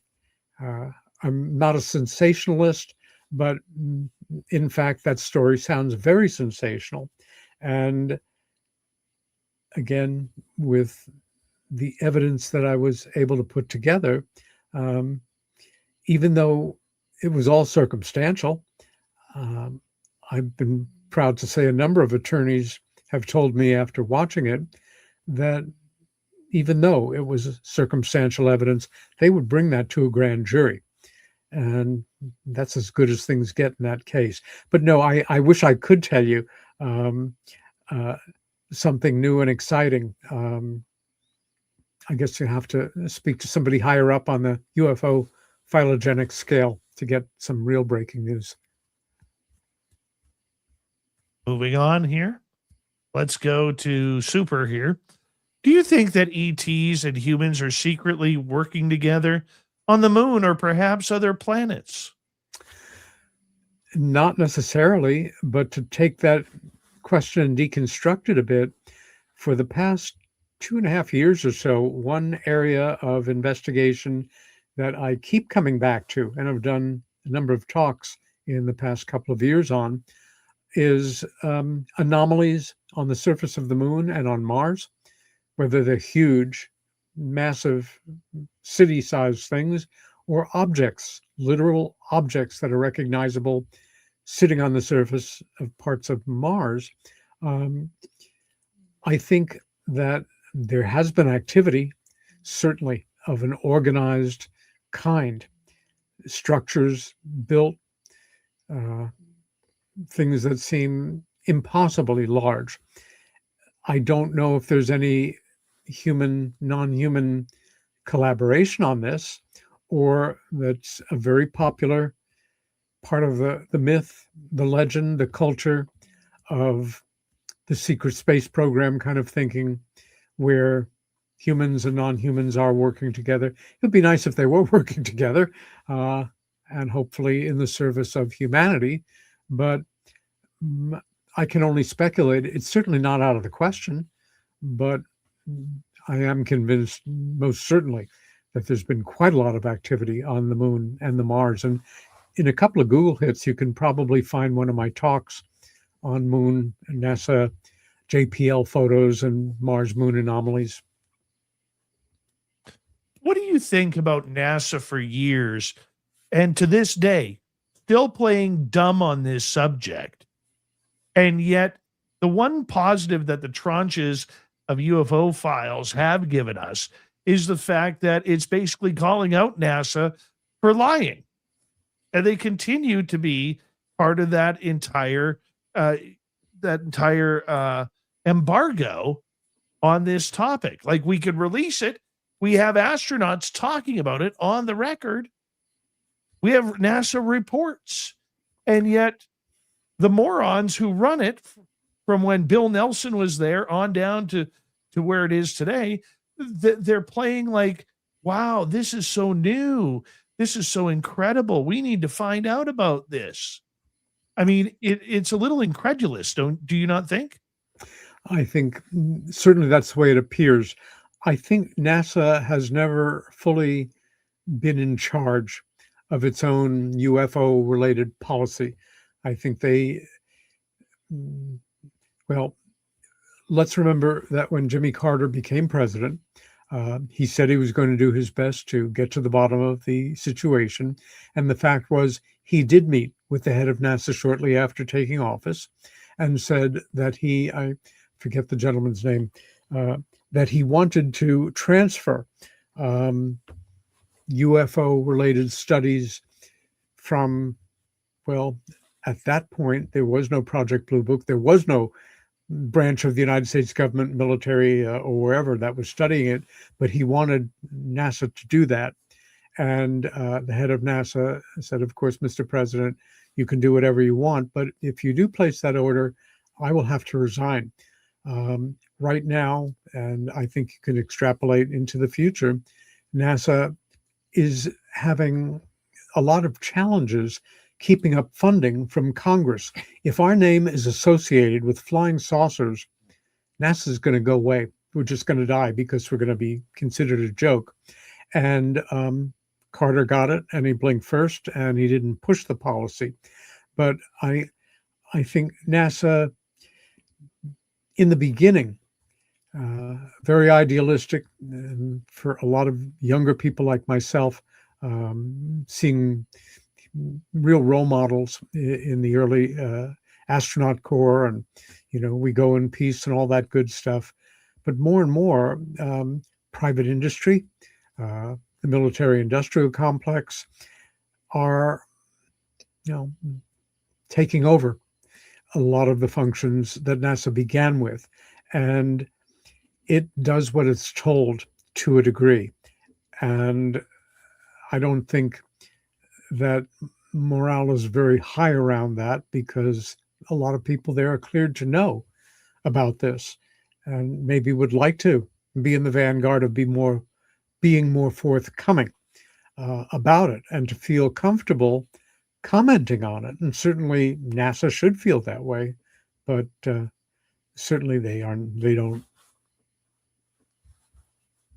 No, they don't seem to care at all, to be blunt, and they want to treat us as fools. I don't like being treated like a fool. I get that enough in my daytime life away from here. I don't need it in my nighttime life as a UFO guy. That is for sure. Let's go over to picks here. Does Mr. Robbins, that's you, Peter, have any speculation on who is behind what I believe was the murder of James Forrestal? Oh, yeah.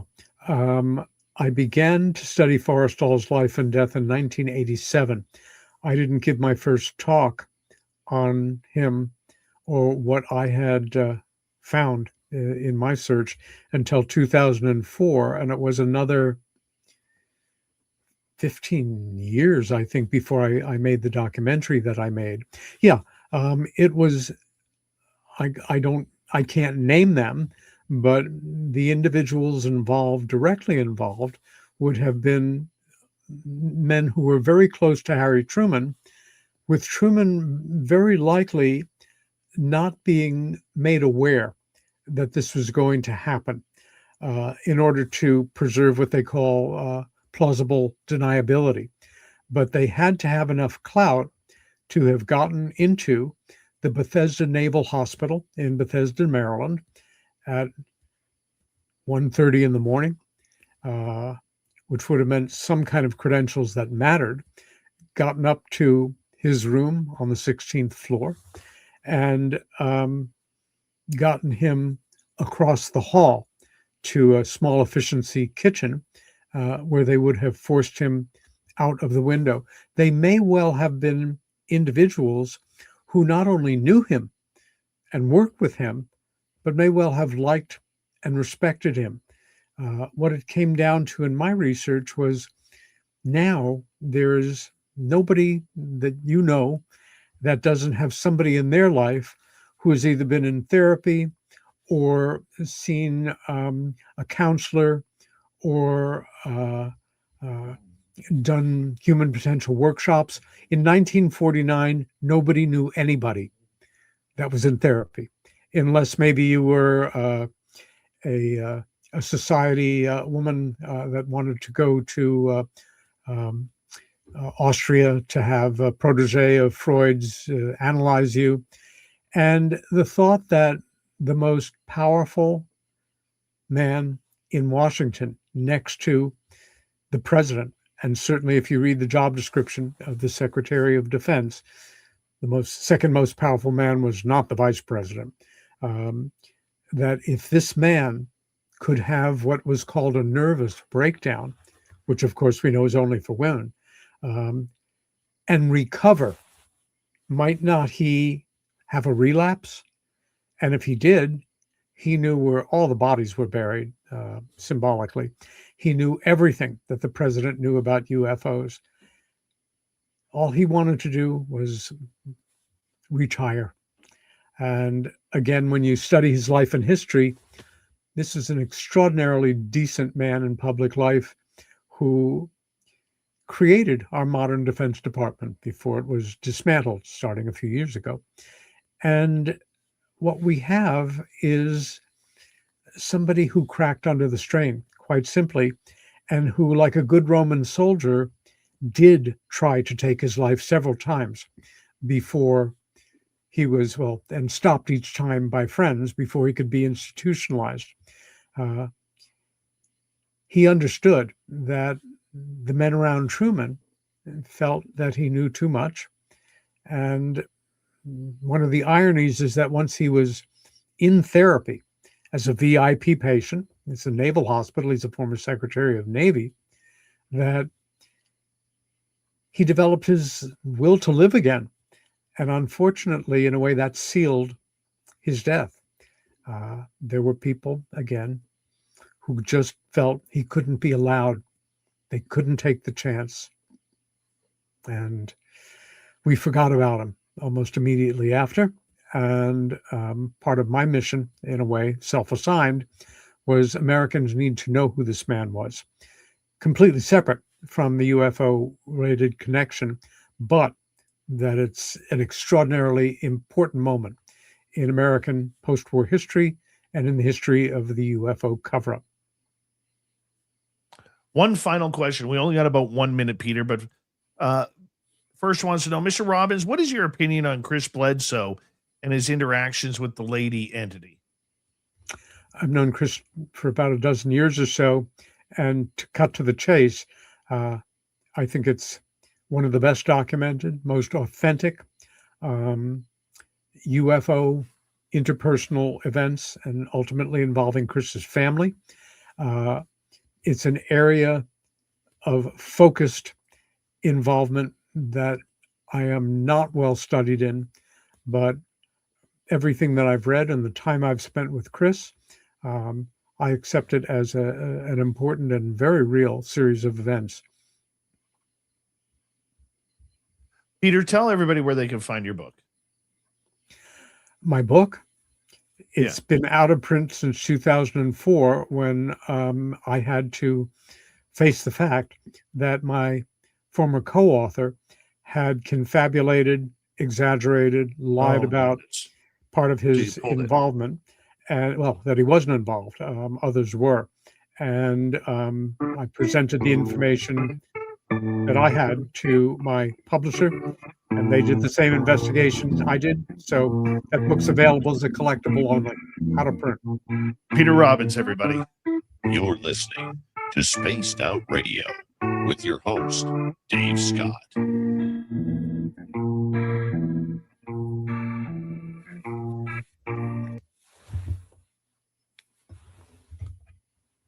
I apologize, Peter. I didn't know that. Oh, no, nothing. It's on the record. You obviously were looking. I realized when you started to talk and do the description, introduce me, that you're working from a very old bio. I had sent you one, but I know how it is. Sometimes you just go with the one that you have. But yeah, it was a huge scandal. It was a huge scandal, and took me several years to recover from it. But I bet. the one thing that I didn't have a problem with was taking responsibility for being fooled and not trying to pass it off on anybody else. And the saddest thing, Dave, was it was 5 years before I was invited back to England to speak after this thing blew up. Wow. But when I did, part of the reason they wanted me there was to give me a special award for exactly what I just described. It was, of course, of much more focus and importance in the United Kingdom. Here, most people weren't aware of it. But, that's the way it is sometimes. You have yourself a wonderful night. Go get some rest, and we will talk to you soon, okay? Stay well, Dave. All right. Take care. Bye-bye. Stop now! You're under arrest!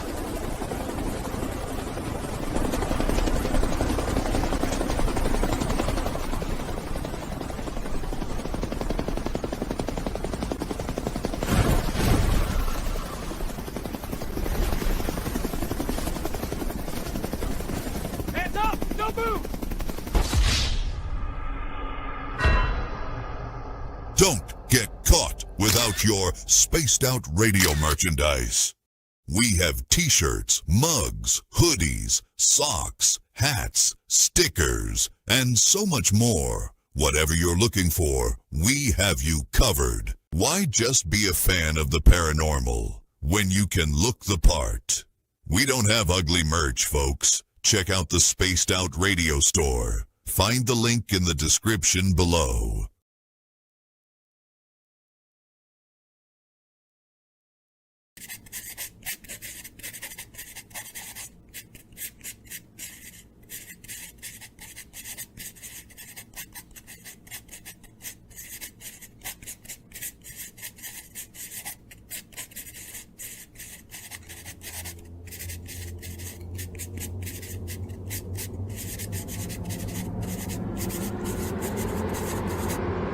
Dirty filth.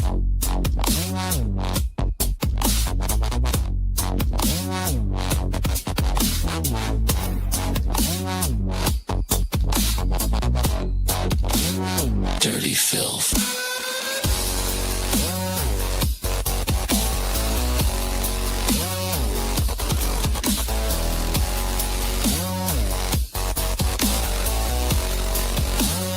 Dirty filth.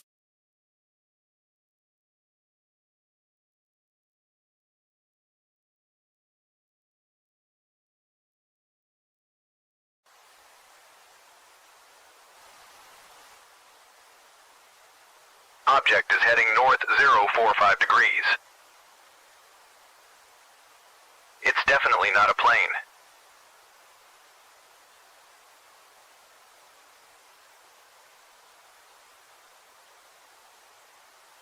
It seems to be tethered to something.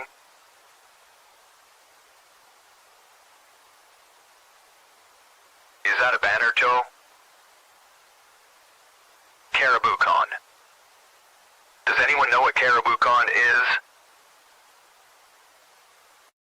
Caribou Con, one of the BC Caribou region's best-kept secrets. Until now. Join our panel of renowned paranormal experts for a weekend of fun and intriguing presentations. Go to cariboucon.com to book or inquire now.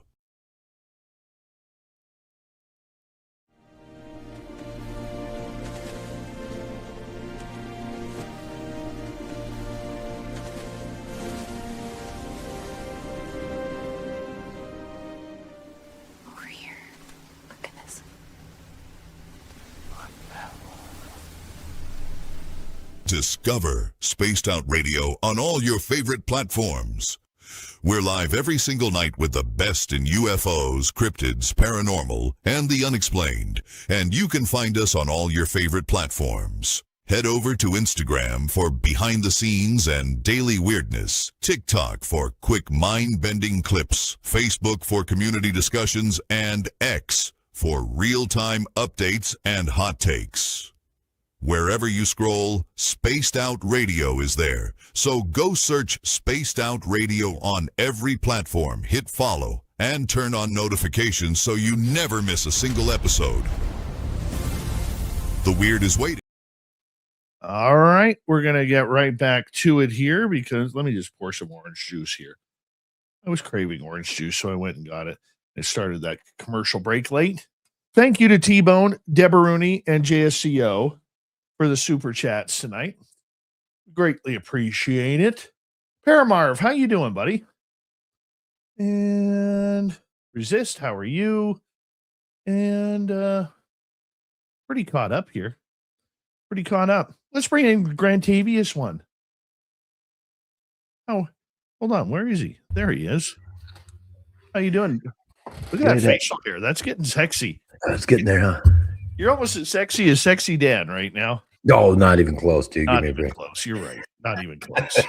All right, here we go, buddy.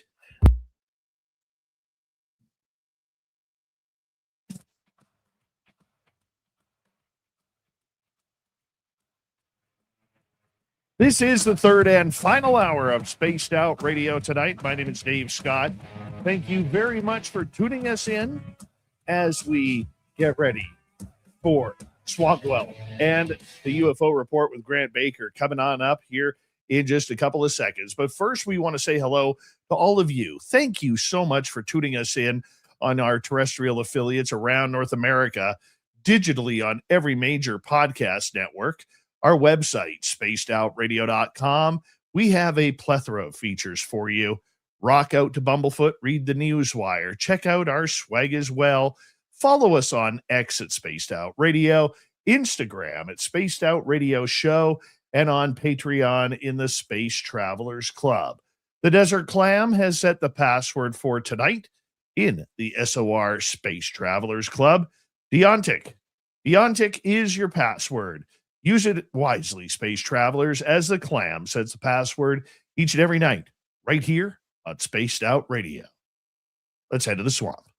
Hello and welcome to Spaced Out Radio's Swamp. I'm Swamp Dweller, and tonight I'm going to take you on a mystic journey of the unknown, sharing tales of monsters, legends, and nightmares. Welcome to the Spaced Out Radio Swamp. I was 18 years old and in the Job Corps in Sedro-Woolley, Washington. It was late one night and all of us who had become friends were watching movies inside the day room.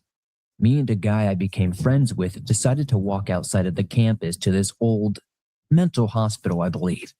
It would help if you Googled it to find its name, but personally, I don't remember. I know it's either in Sedro-Woolley, Washington or outside Sedro-Woolley, Washington, sharing the same land as the Job Corps. So, anyway, we walked outside through this field, and we get to an area where we're standing facing the building on the side. So we're looking at it horizontally. You can tell that many of the windows are shattered, and the place looks old and messed up. Anyway, it looked like a light was in one of the rooms, and there was a crescent moon that night, kind of like a quarter moon up in the sky, so I turned to Jared and said, "Look, there's a light on." I was trying to scare him. I thought that the moon was reflecting off the back of the building or something and causing it to appear like there was a light on in that room. So he was getting freaked out, like, no way. How's there a light on? So then as we are talking, we look back and notice another light is on in the room right next to that one. So as we were talking, we were like gesturing with our bodies. So I assumed we had just moved a little bit, but it made the other room light up. So I started talking to him, and we started to walk back a little bit, and it seemed like my idea was right. Whenever we moved, that light turned off. The other room lit up. So this went on for a little bit when I pushed him back and forth slightly, and it looked like one room that was lit up with this light would go out. Then suddenly, it would look like the other room would light up. So we're standing there, talking, He's telling stories from what he's heard from other people around here about the asylum, saying some electric chair was in there in the basement or something, and they used to do lobotomies and all kinds of crazy stuff. Said there's probably ghosts and all that. The whole time I was listening to this nonsense, thinking this was hilarious. So we both looked back and both rooms were lit up with light, which surprised me because we didn't move at all. Then I looked at him and he looked at me, and we're like, weird. Both the rooms are lit up now.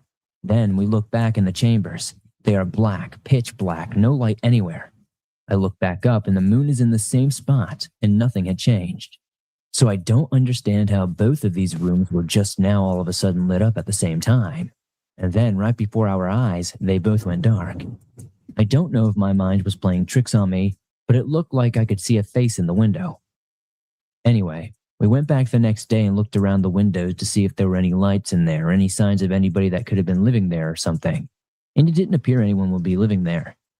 The place was trashed, and we're way out in the mountains of Cedro Woolley, a job corps. There is nothing around here. It was extraordinary, and we were at such a distance that if there was a person there, there's no way they could have been able to hear our conversation to try to play along. The way the room lit up, it just didn't seem like a flashlight or anything natural, and it definitely wasn't the moonlight.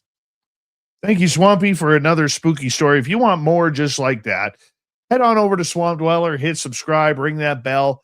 Thousands of stories for you to listen to each and every night. So make sure you go check it on out.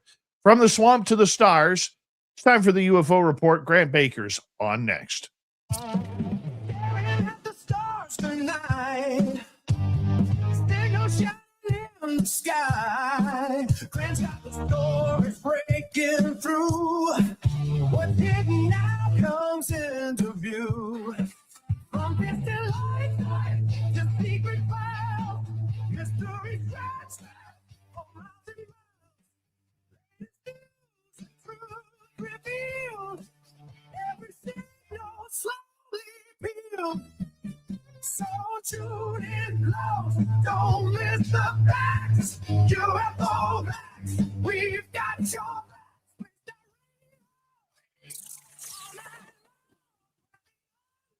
Becomes a song.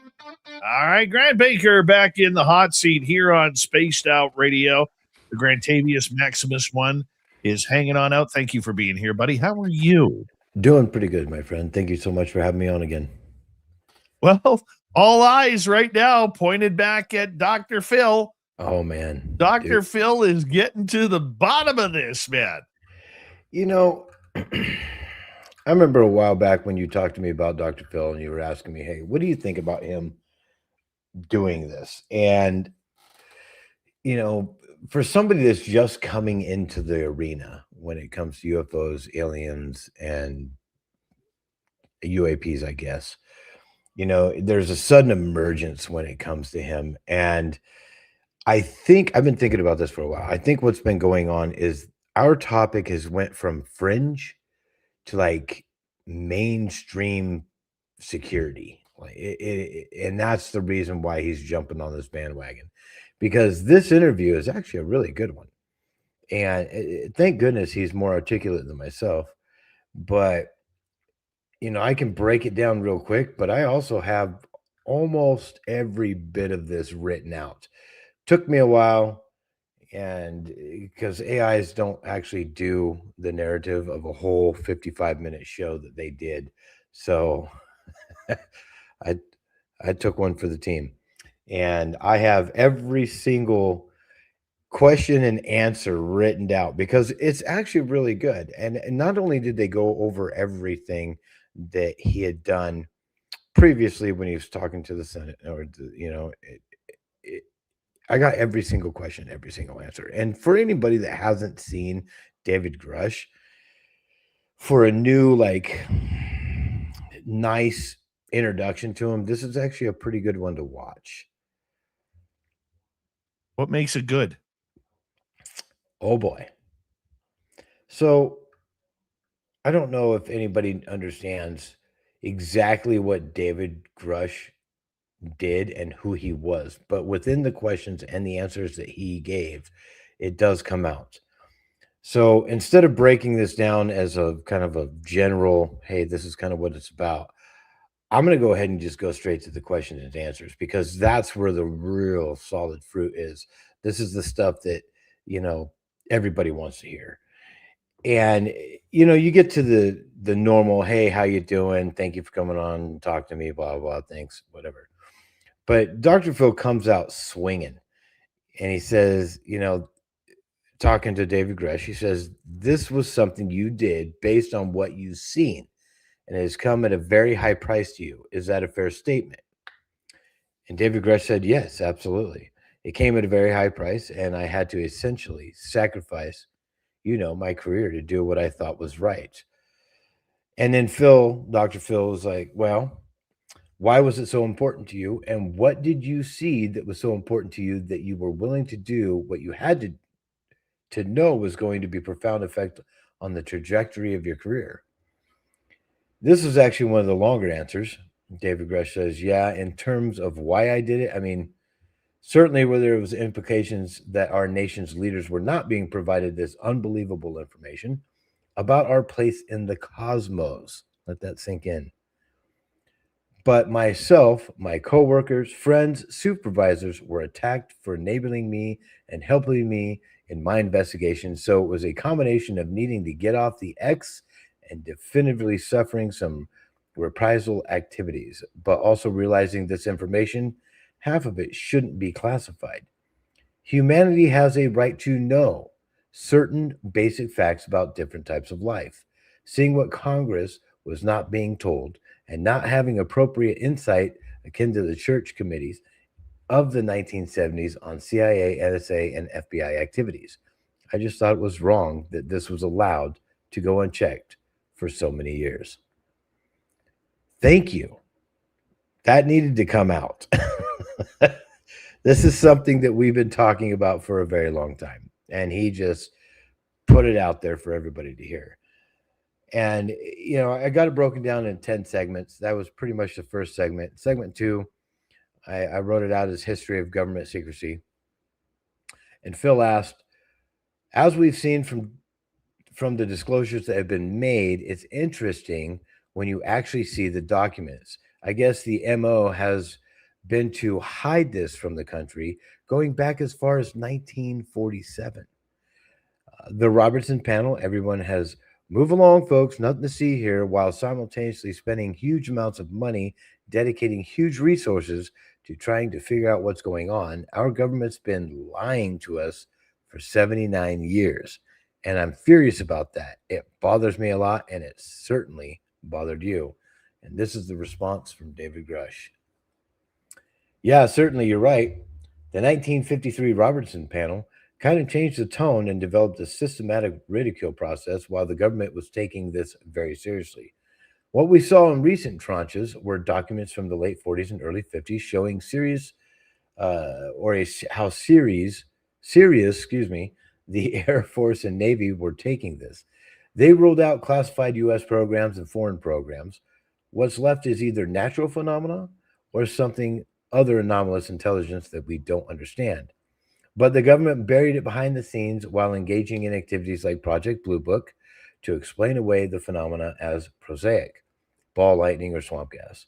And of course, that wasn't true. The government not only was studying this, but formed a material recovery and exploitation program.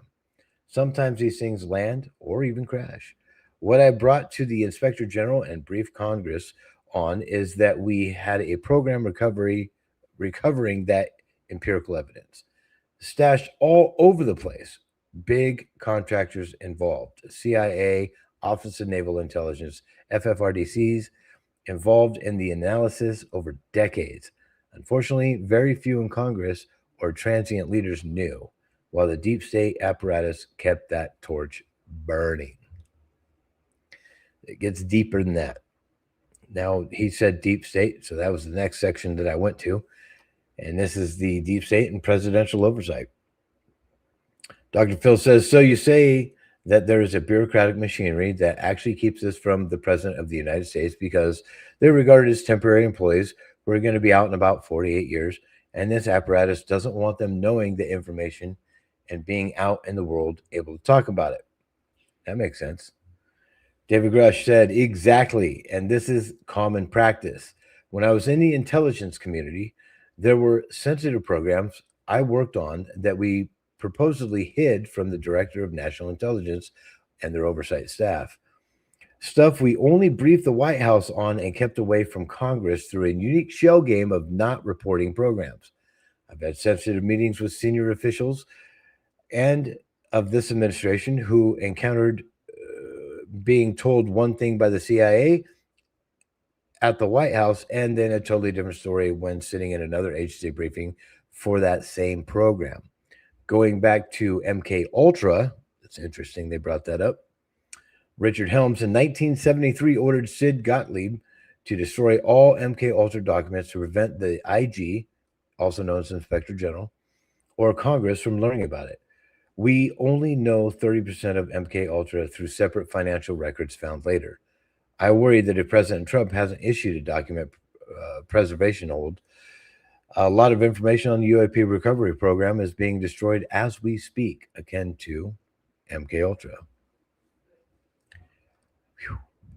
Wow. It gets pretty interesting. It's a very good interview, and he's being pretty bold about it, very precise in the way he answers these questions.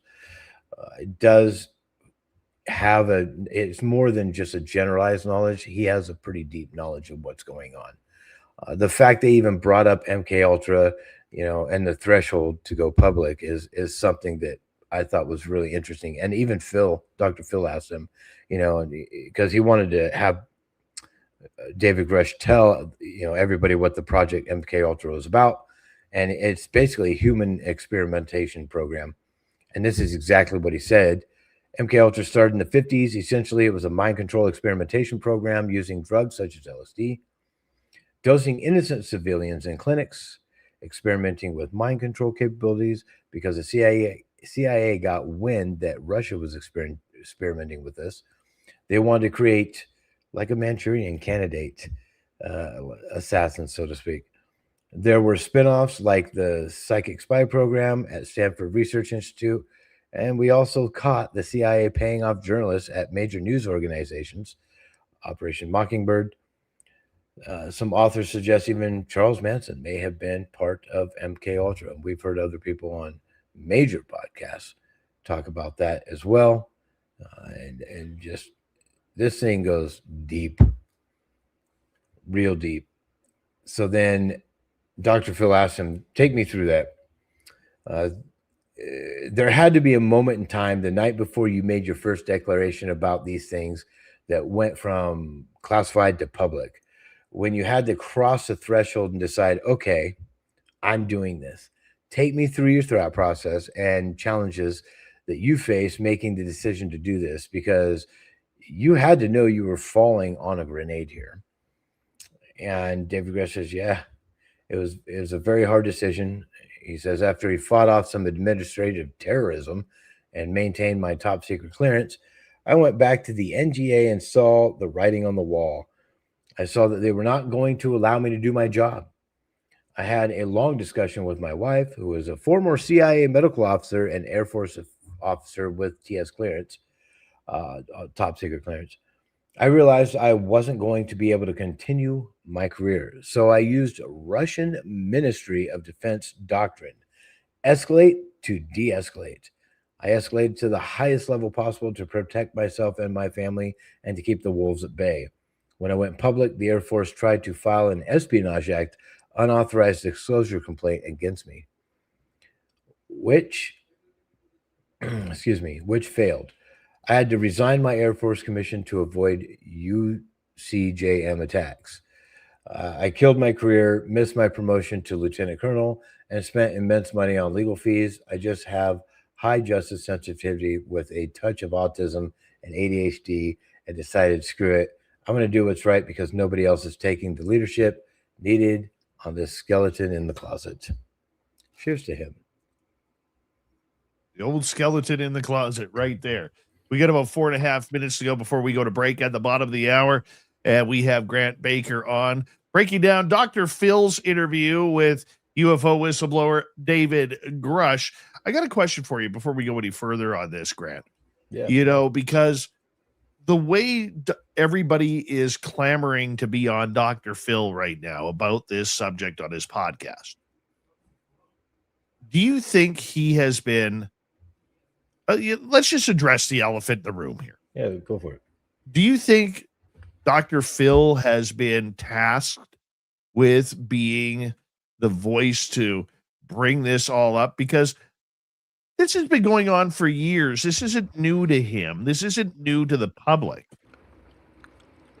And yet all of a sudden, here he is getting all the big name people, everybody who needs to talk about this. It's like going back to 2017 all over again at some point, and then 2021. I mean, here we go. I mean, is he, I don't want to use the word plant, but has he been tasked for this job? What is your opinion on that? I want to be very transparent with this one. When you have somebody like Dr. Phil, who's this primetime, everybody knows who he is, TV personality, I've watched him since that one girl's like, "Catch me outside, how about that?" You know, it's stuff like that. He's always been that guy. And now he's taking a seat with whistleblowers and anybody that happens to be in this stream.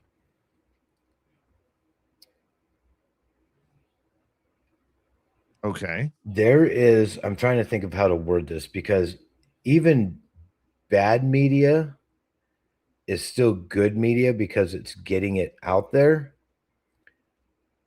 But in this particular sense, and him being who he is and the people that watch him and the amount of people that watch him, it's really hard for me to swallow the fact that there's not an ulterior motive here, or that he's doing it just because he's interested in it. That's what's hard for me to swallow. I think there's an ulterior motive.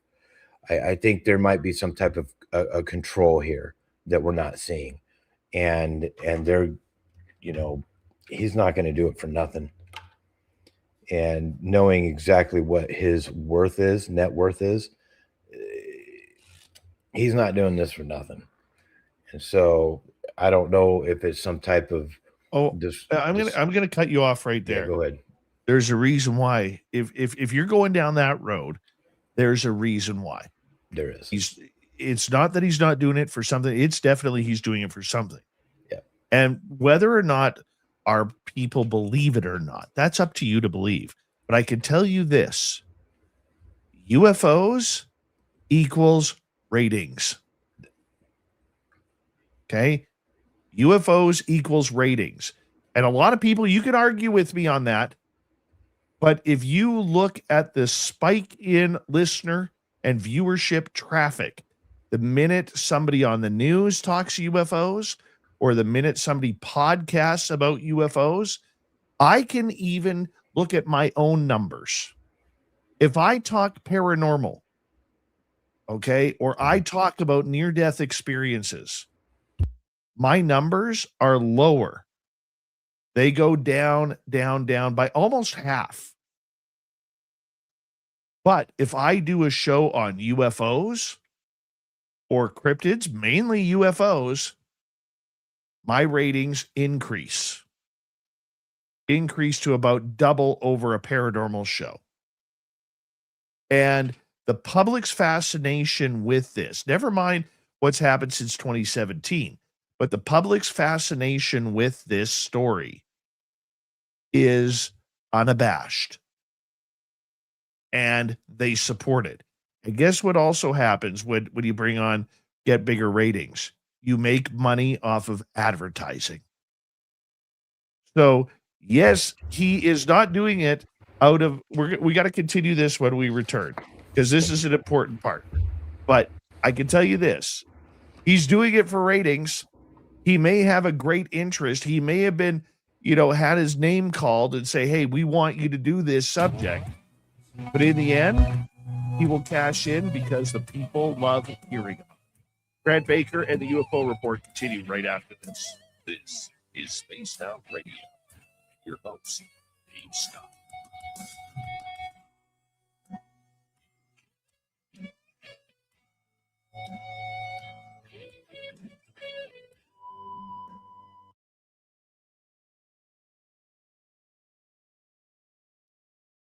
All right, we're clear.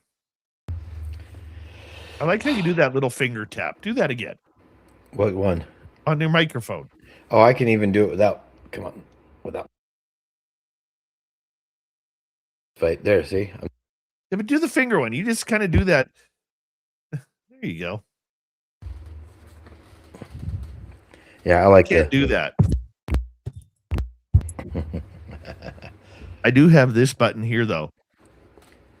Yeah. I was saying that's the one I forget about all the time. That button there. That button there. I like this one because it's the reason why I bought it. So I could actually just, if it's on, it's on. It's lit up. If it needs to be on. And see, I don't even have to actually touch it. There it goes. I love it. Panic button. Yeah. No, I had something to say. So just remind me when we come back, gold. Just tell me gold, and I'll remember what I needed to say about it. It's gold, Jerry. It's gold. It's gold. Gold.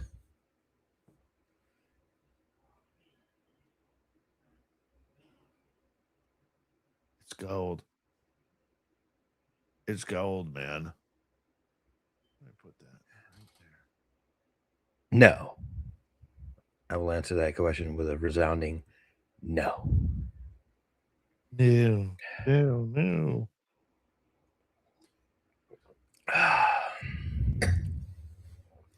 When are you going to buy me lunch, Jerry? That's funny.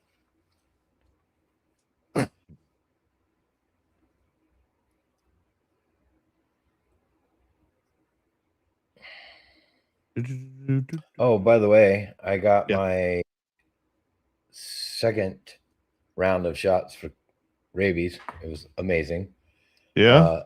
Dude, everybody in that department of the hospital, they're all goofy. They like, you go to the ED and the nurses are just like, and just super serious and everything. No, this department, they're all goofy. And I go in there, and every single person that works in this little tiny wing of the hospital comes in and like, you touched a bat. What happened? My guy's riding my motorcycle down Lakeshore, watched it pick up a particularly big and juicy looking bug, tried to get away, and I hit my shoulder, and they're like, whoa. And I'm like, I must have told that story like 5 times while I was there, because they all kept just piling in. You touched a bat. It's like, it touched me. Oh, gosh. You know why bats are good? They eat the bugs. They eat the bugs. And number 2, they help make tequila. Oh, yeah. The guano. Their poop. Yep. That's right. Mm-hmm.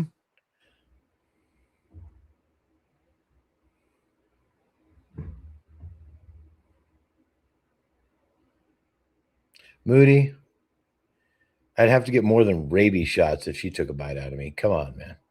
That's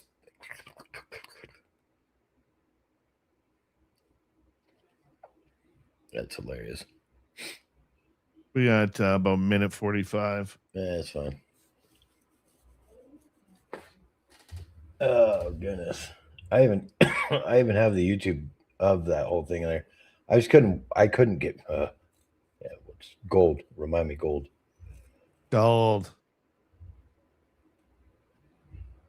Beth, come have a shot of tequila with us. Just one. Let's go. Just one. That's all it takes. Just one, Beth. Look at me be a bad influence right now. Just Dude, one. Tequila is like Pringles. You can never just have one. I don't drink either, but I love tequila. I don't know why. I just love tequila. My clothes hate it, so they run away every time I start drinking it. This old cynic, hey man, you'll look good. I promise you'll look good in this swag. There's nothing ugly there. Yes. That says, okay, fine. On my way, Dave. Rock and roll, man. Rock and roll. Thank you to T-Bone. Thank you to JSCO, and thank you to Deborah Rooney for the super chats. Thank you to everybody who's given us a thumbs up.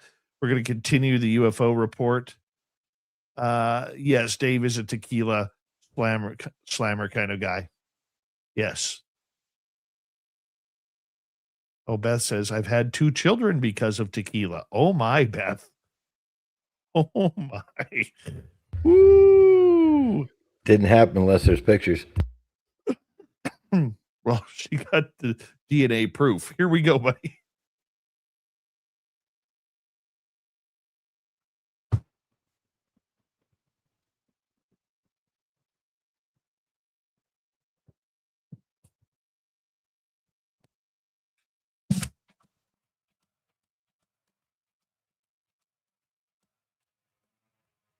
Here we go with the final half hour of Spaced Out Radio. My name is Dave Scott. The UFO report continues, and it's all gold for our good man, Grant Baker, and the UFO report. Grant, what do you got for us?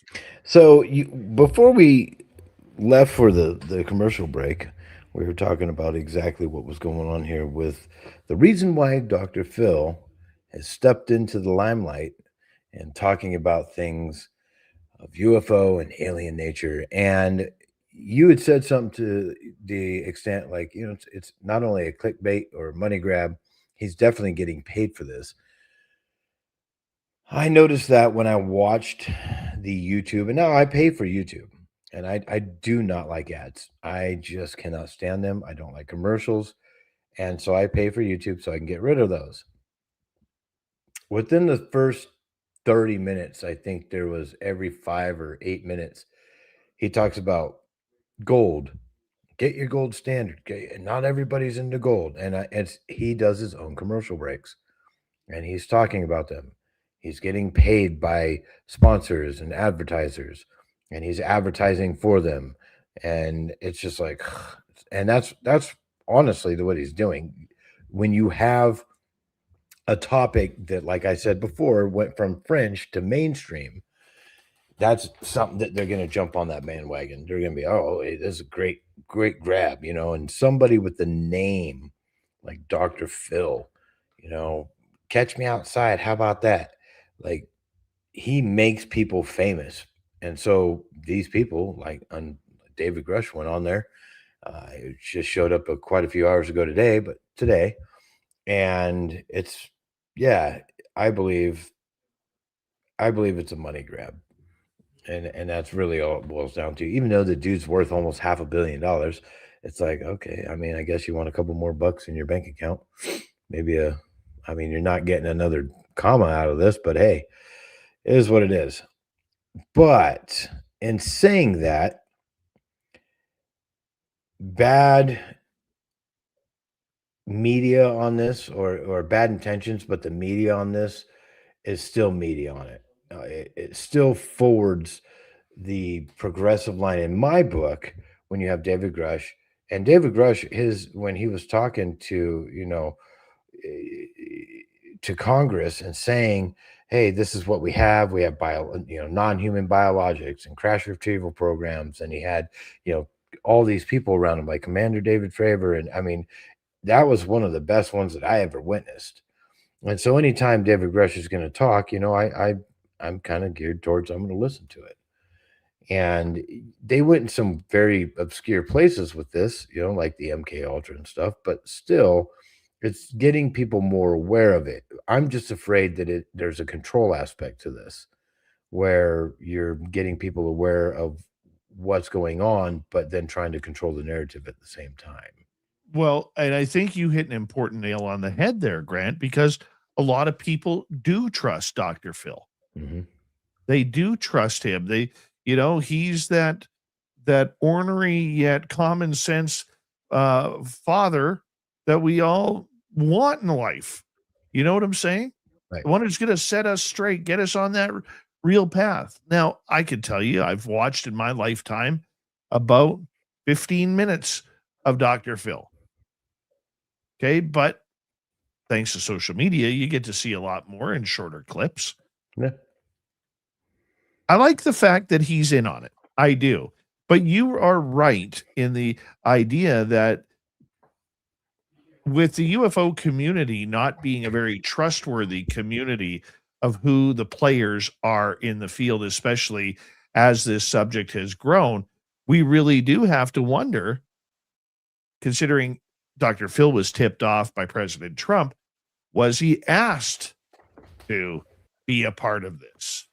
He may have had a vested interest in the past on this subject, but really didn't want to take it down his podcast route. But maybe, just maybe, he was told, hey, we'd like you to do this for us. Mm-hmm. That's a possibility too, Greg. So I had done another one just based off exactly what we're talking about right now.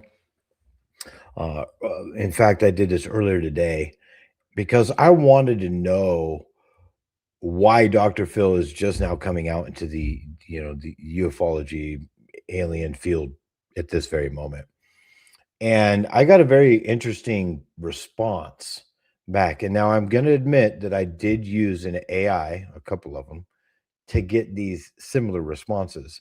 And so I just kind of merged them together a little bit and just kind of cherry picked out of what I wanted. So if anybody wants to do this themselves, do whatever you want to do to look this up. So this is not my total philosophy on this. This is just something I grabbed out of the interwebs and I'm going to tell it to you.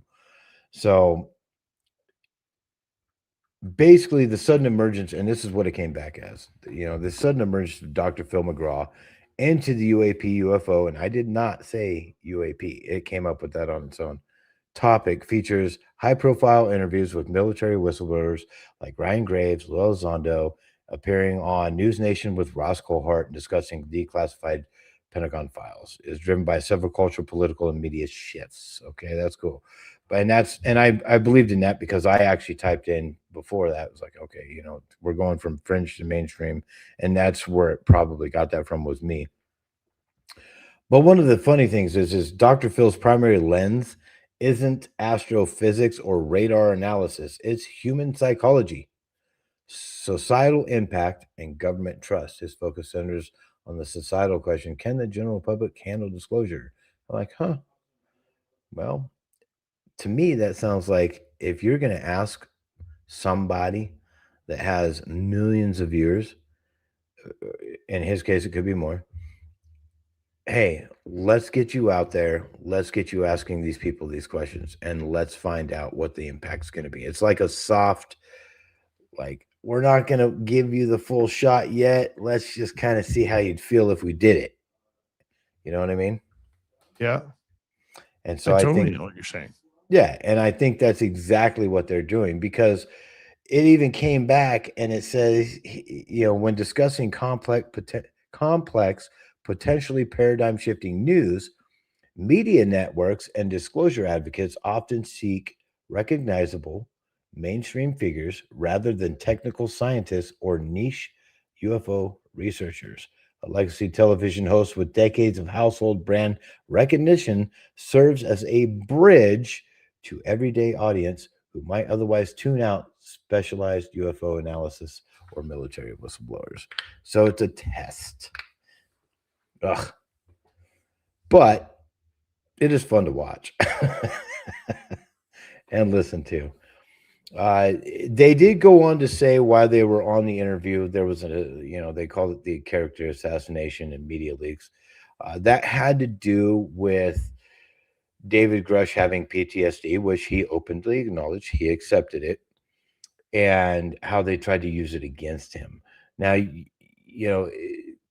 Dr. Phil said, you said I had PTSD from Afghanistan. I'm a high functioning on the autism spectrum. I think we all are. You cannot weaponize that against me. I know right from wrong. You took that head on and killed it where it stood. And then he went on to say, yeah, exactly. They tried to retaliate past the PTSD issue.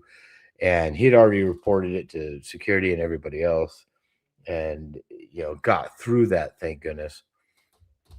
But then Dr. Phil said, the people accusing you of violating ethics are using unethical means to discredit you and what you're saying. When someone is losing argument on a topic, they go after your character, which is really interesting that he pulled that up, because they're usually using like unethical means to literally just attack this guy.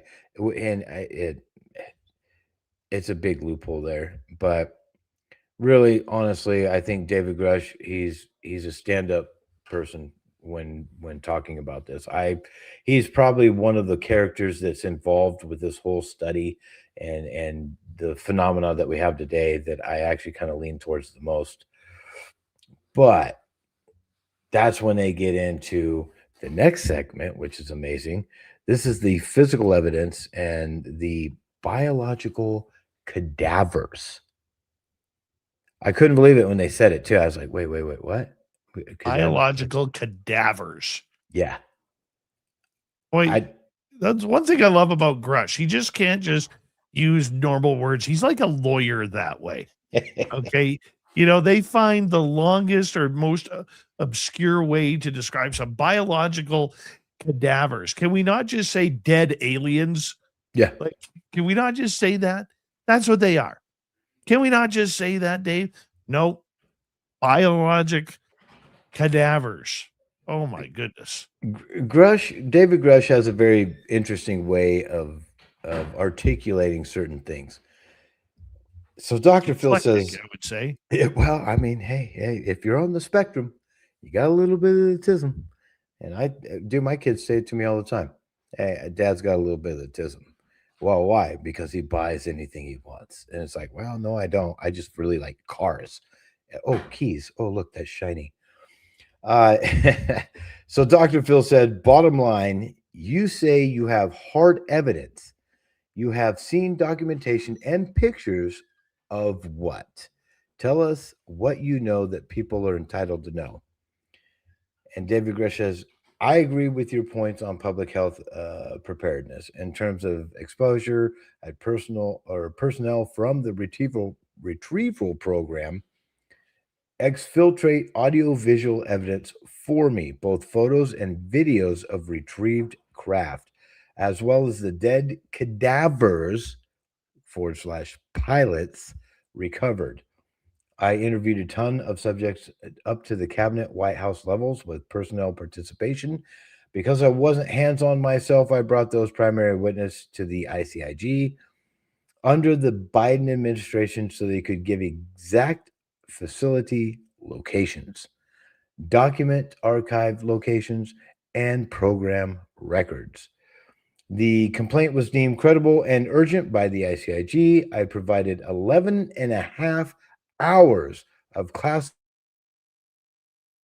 Senate committees, but White House counsel and Jake Sullivan essentially told ICIG Tom Monheim to stop once they bumped into the White House special access programs.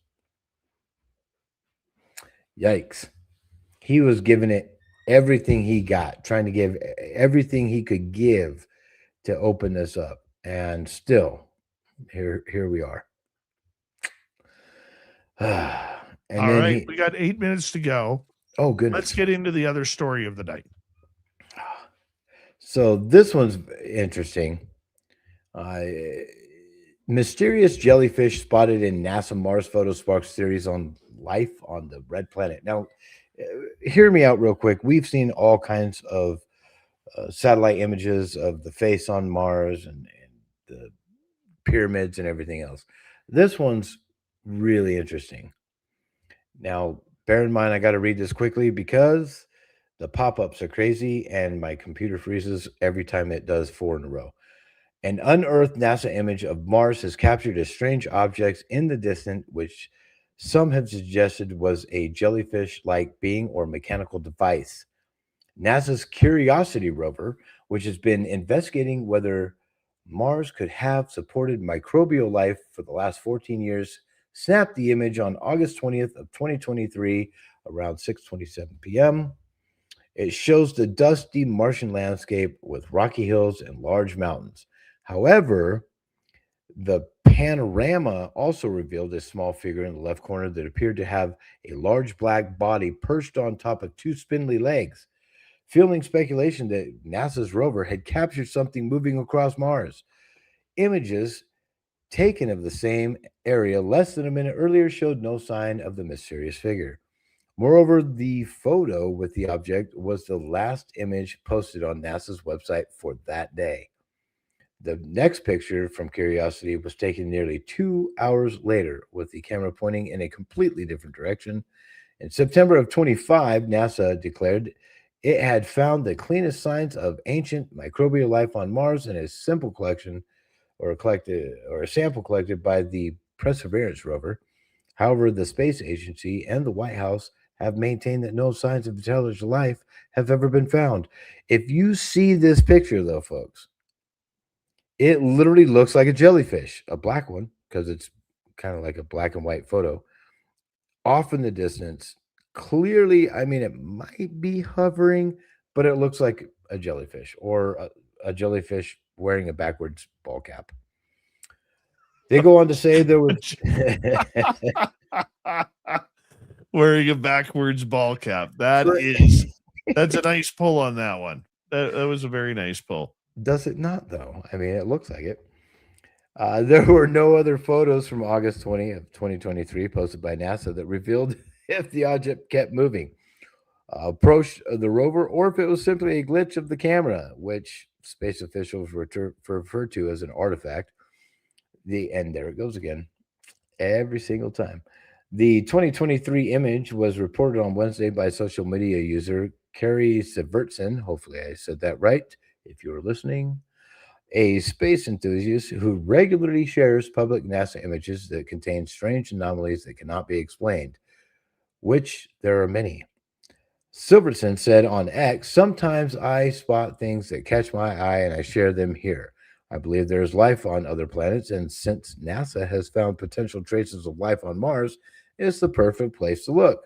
One of the best Mars UFOs photographs I've seen," one person replied. Independent Mars researcher Gene Ward said on X, "Jellyfish-shaped UFO UAP spotted on Mars. This one seems to be interacting with the surface. It also reminds me of a tripod-like object, kind of like a jellyfish. And in some of these pictures, you can actually see it moving and the tentacles are off the ground. It also, or some have compared the distinct object to a giant alien walker seen in science fiction movies, War of the Worlds. I can see that if you ever look at the pictures. So, folks, go out there, check these pictures out. Maybe even come on Spaced Out Radio, get in the comments and tell us what you think about it. However, many skeptics argued that the small black figure standing in the distance was nothing more than corrupted pixels in Curiosity's photos. I'm sorry, they are too regular for corrupted pixels. For anybody that's a photographer, you'll understand what I'm talking about. Another doubter claims the object was actually a human-made craft. Okay, so Curiosity and the other one are so close to each other they can see each other, except one now is flying in an atmosphere that really doesn't have a lot of air. So how's it flying? Specifically, they claimed it was the Ingenuity Mars helicopter. Again, there's not a lot of atmosphere there. That helicopter blade's got to be spinning awful fast to be able to lift up, which made the first powered and remotely controlled flight on another planet in 2021. However, this claim was quickly debunked as Ingenuity is more than 2,000 miles away in a completely different crater on Mars. Curiosity rover has been exploring Gale Crater since 2012. The area is a huge impact crater, roughly the size of Connecticut and Rhode Island combined, with a towering mountain rising from its center. Scientists believe this location will provide more evidence that life once existed on Mars thousands and possibly millions of years ago. Like the Perseverance rover, it is using onboard instruments to study rock layers, clay deposits, and climate history to look for microbial traces of life. And a quote, "Looks like a tower or some type of structure, a dome on top, a relic from Mars distant past civilizations," one person describing the object from 2023 claimed. "Looks like a scarecrow to me. Really, what is it? Doesn't look like a dust devil," another viewer said. And then they go on to show pictures of the actual helicopter, which, by the way, has more than one set of rotors because of the low density of air that's there. As Perseverance and Curiosity send back more images from the Martian surface, eagle-eyed viewers have been finding a growing number of strange objects which look like doorways, ancient statues, and even people walking on the red planet. Such discoveries frequently capture public attention because the human brain naturally attempts to recognize familiar shapes in ambiguous images, a phenomenon known as pareidolia. It is the same psychological effect that can cause people to see the faces in clouds, animals in rock formations, or human-made structures across the barren Martian landscape. Mars has produced several famous examples, most notably the so-called Face on Mars, which was photographed by NASA Viking 1 orbiter in 1976. Higher resolution images later revealed that the apparent face was an ordinary eroded hill, and I'm sorry, I can't even believe that. And shadows, they say, but it doesn't even matter. When it comes to those faces or the pyramids or the right angles, nature does not do those things. They found walls, they found structures, they found, megaliths. Come on. It is what it is. But that is what we have for life on Mars. And I swear to you, it looks like, I don't know, a squid or an octopus with its tentacles hanging down wearing a baseball cap backwards.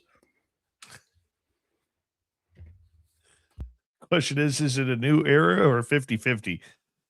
I think he's wearing an Athletic A's ball cap. Probably. Yeah, probably. Probably. Grant Baker, you are awesome.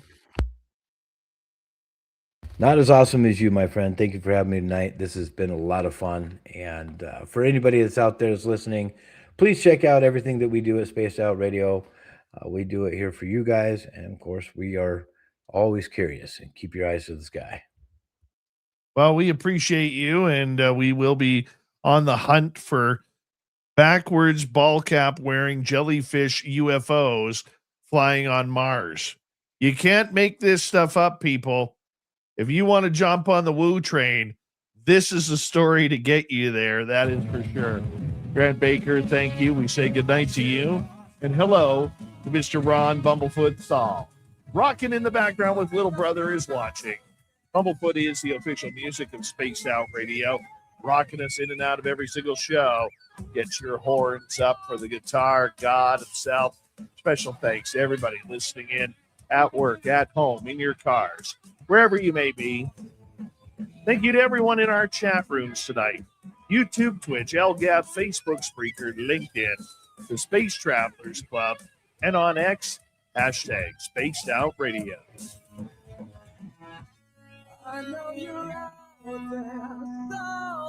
Remember, this show is copyright by Spaced Out Radio, Bigfoot Broadcasting Limited.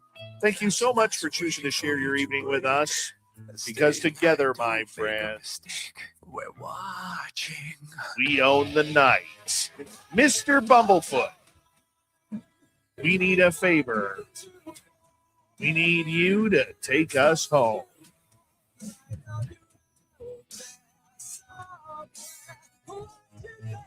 Yes, the Woo Train has docked for the night, but soon, my friends, we shall ride again. Your seats are always available. Your tickets never expire. And if you want to bring a friend, we've got room for them too. Good night, everybody.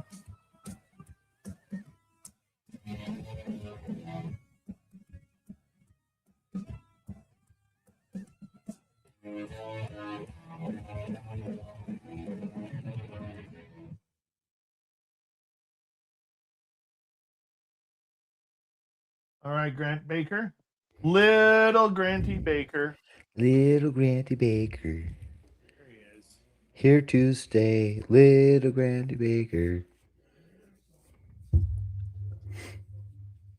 I really wanted to get into the shape of the craft, man. David Grush. Can love that dude. He's so funny.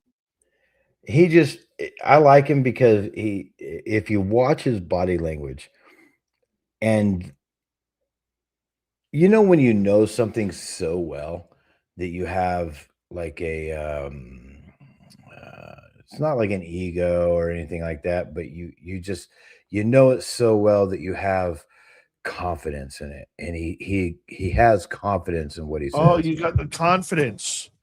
You got the confidence. That's what you're saying. Yeah. Ah. I like the confidence of him. The confidence. It's cute. I like it. He's not cute. I mean, Jerence Carter is here. Oh. Jerence Carter. Good to have you here, Jerence. Thanks for coming on in. Quickly here, before we do have to run, because I got to hop on the air with Walter Sterling on the Red Apple Audio Network at WABC in New York. T-Bone, Deborah Rooney, JSCO, thank you. Thank you for the great super chats. Everybody who gave us a thumbs up, thank you. Tomorrow night on the show, John Kachuba is going to join us. We're going to talk about shapeshifters. Oh. Shapeshifters. That's a good way to end a Friday.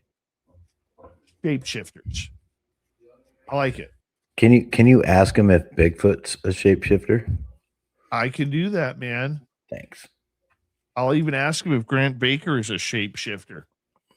I am. Or just a shaken baker. A shaken baker. Shake and bake, baby. Shake and bake, baby. If you're not first, you're last. That's right.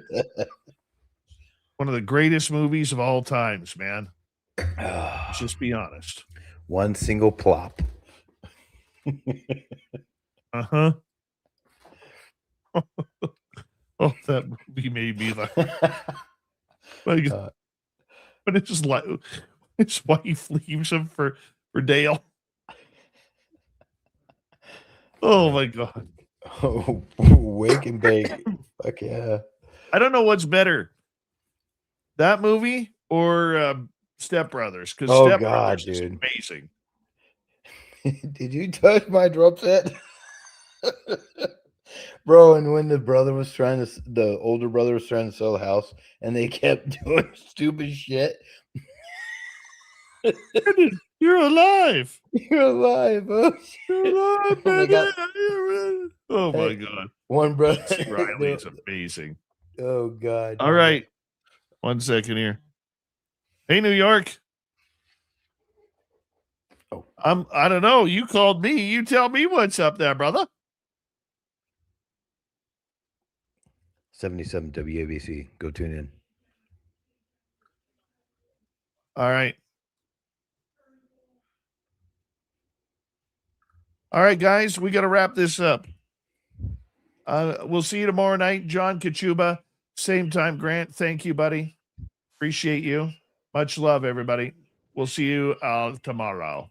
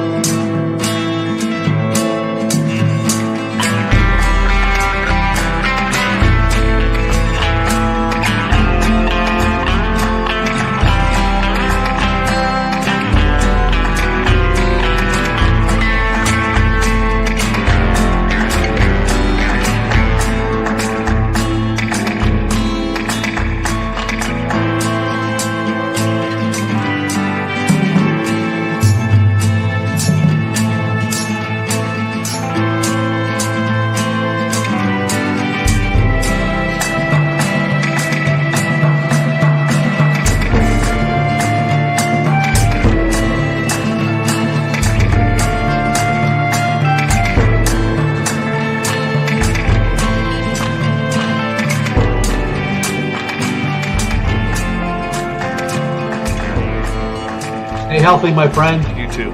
You need bail money, give me a call. Always, Dad. Take care. You too.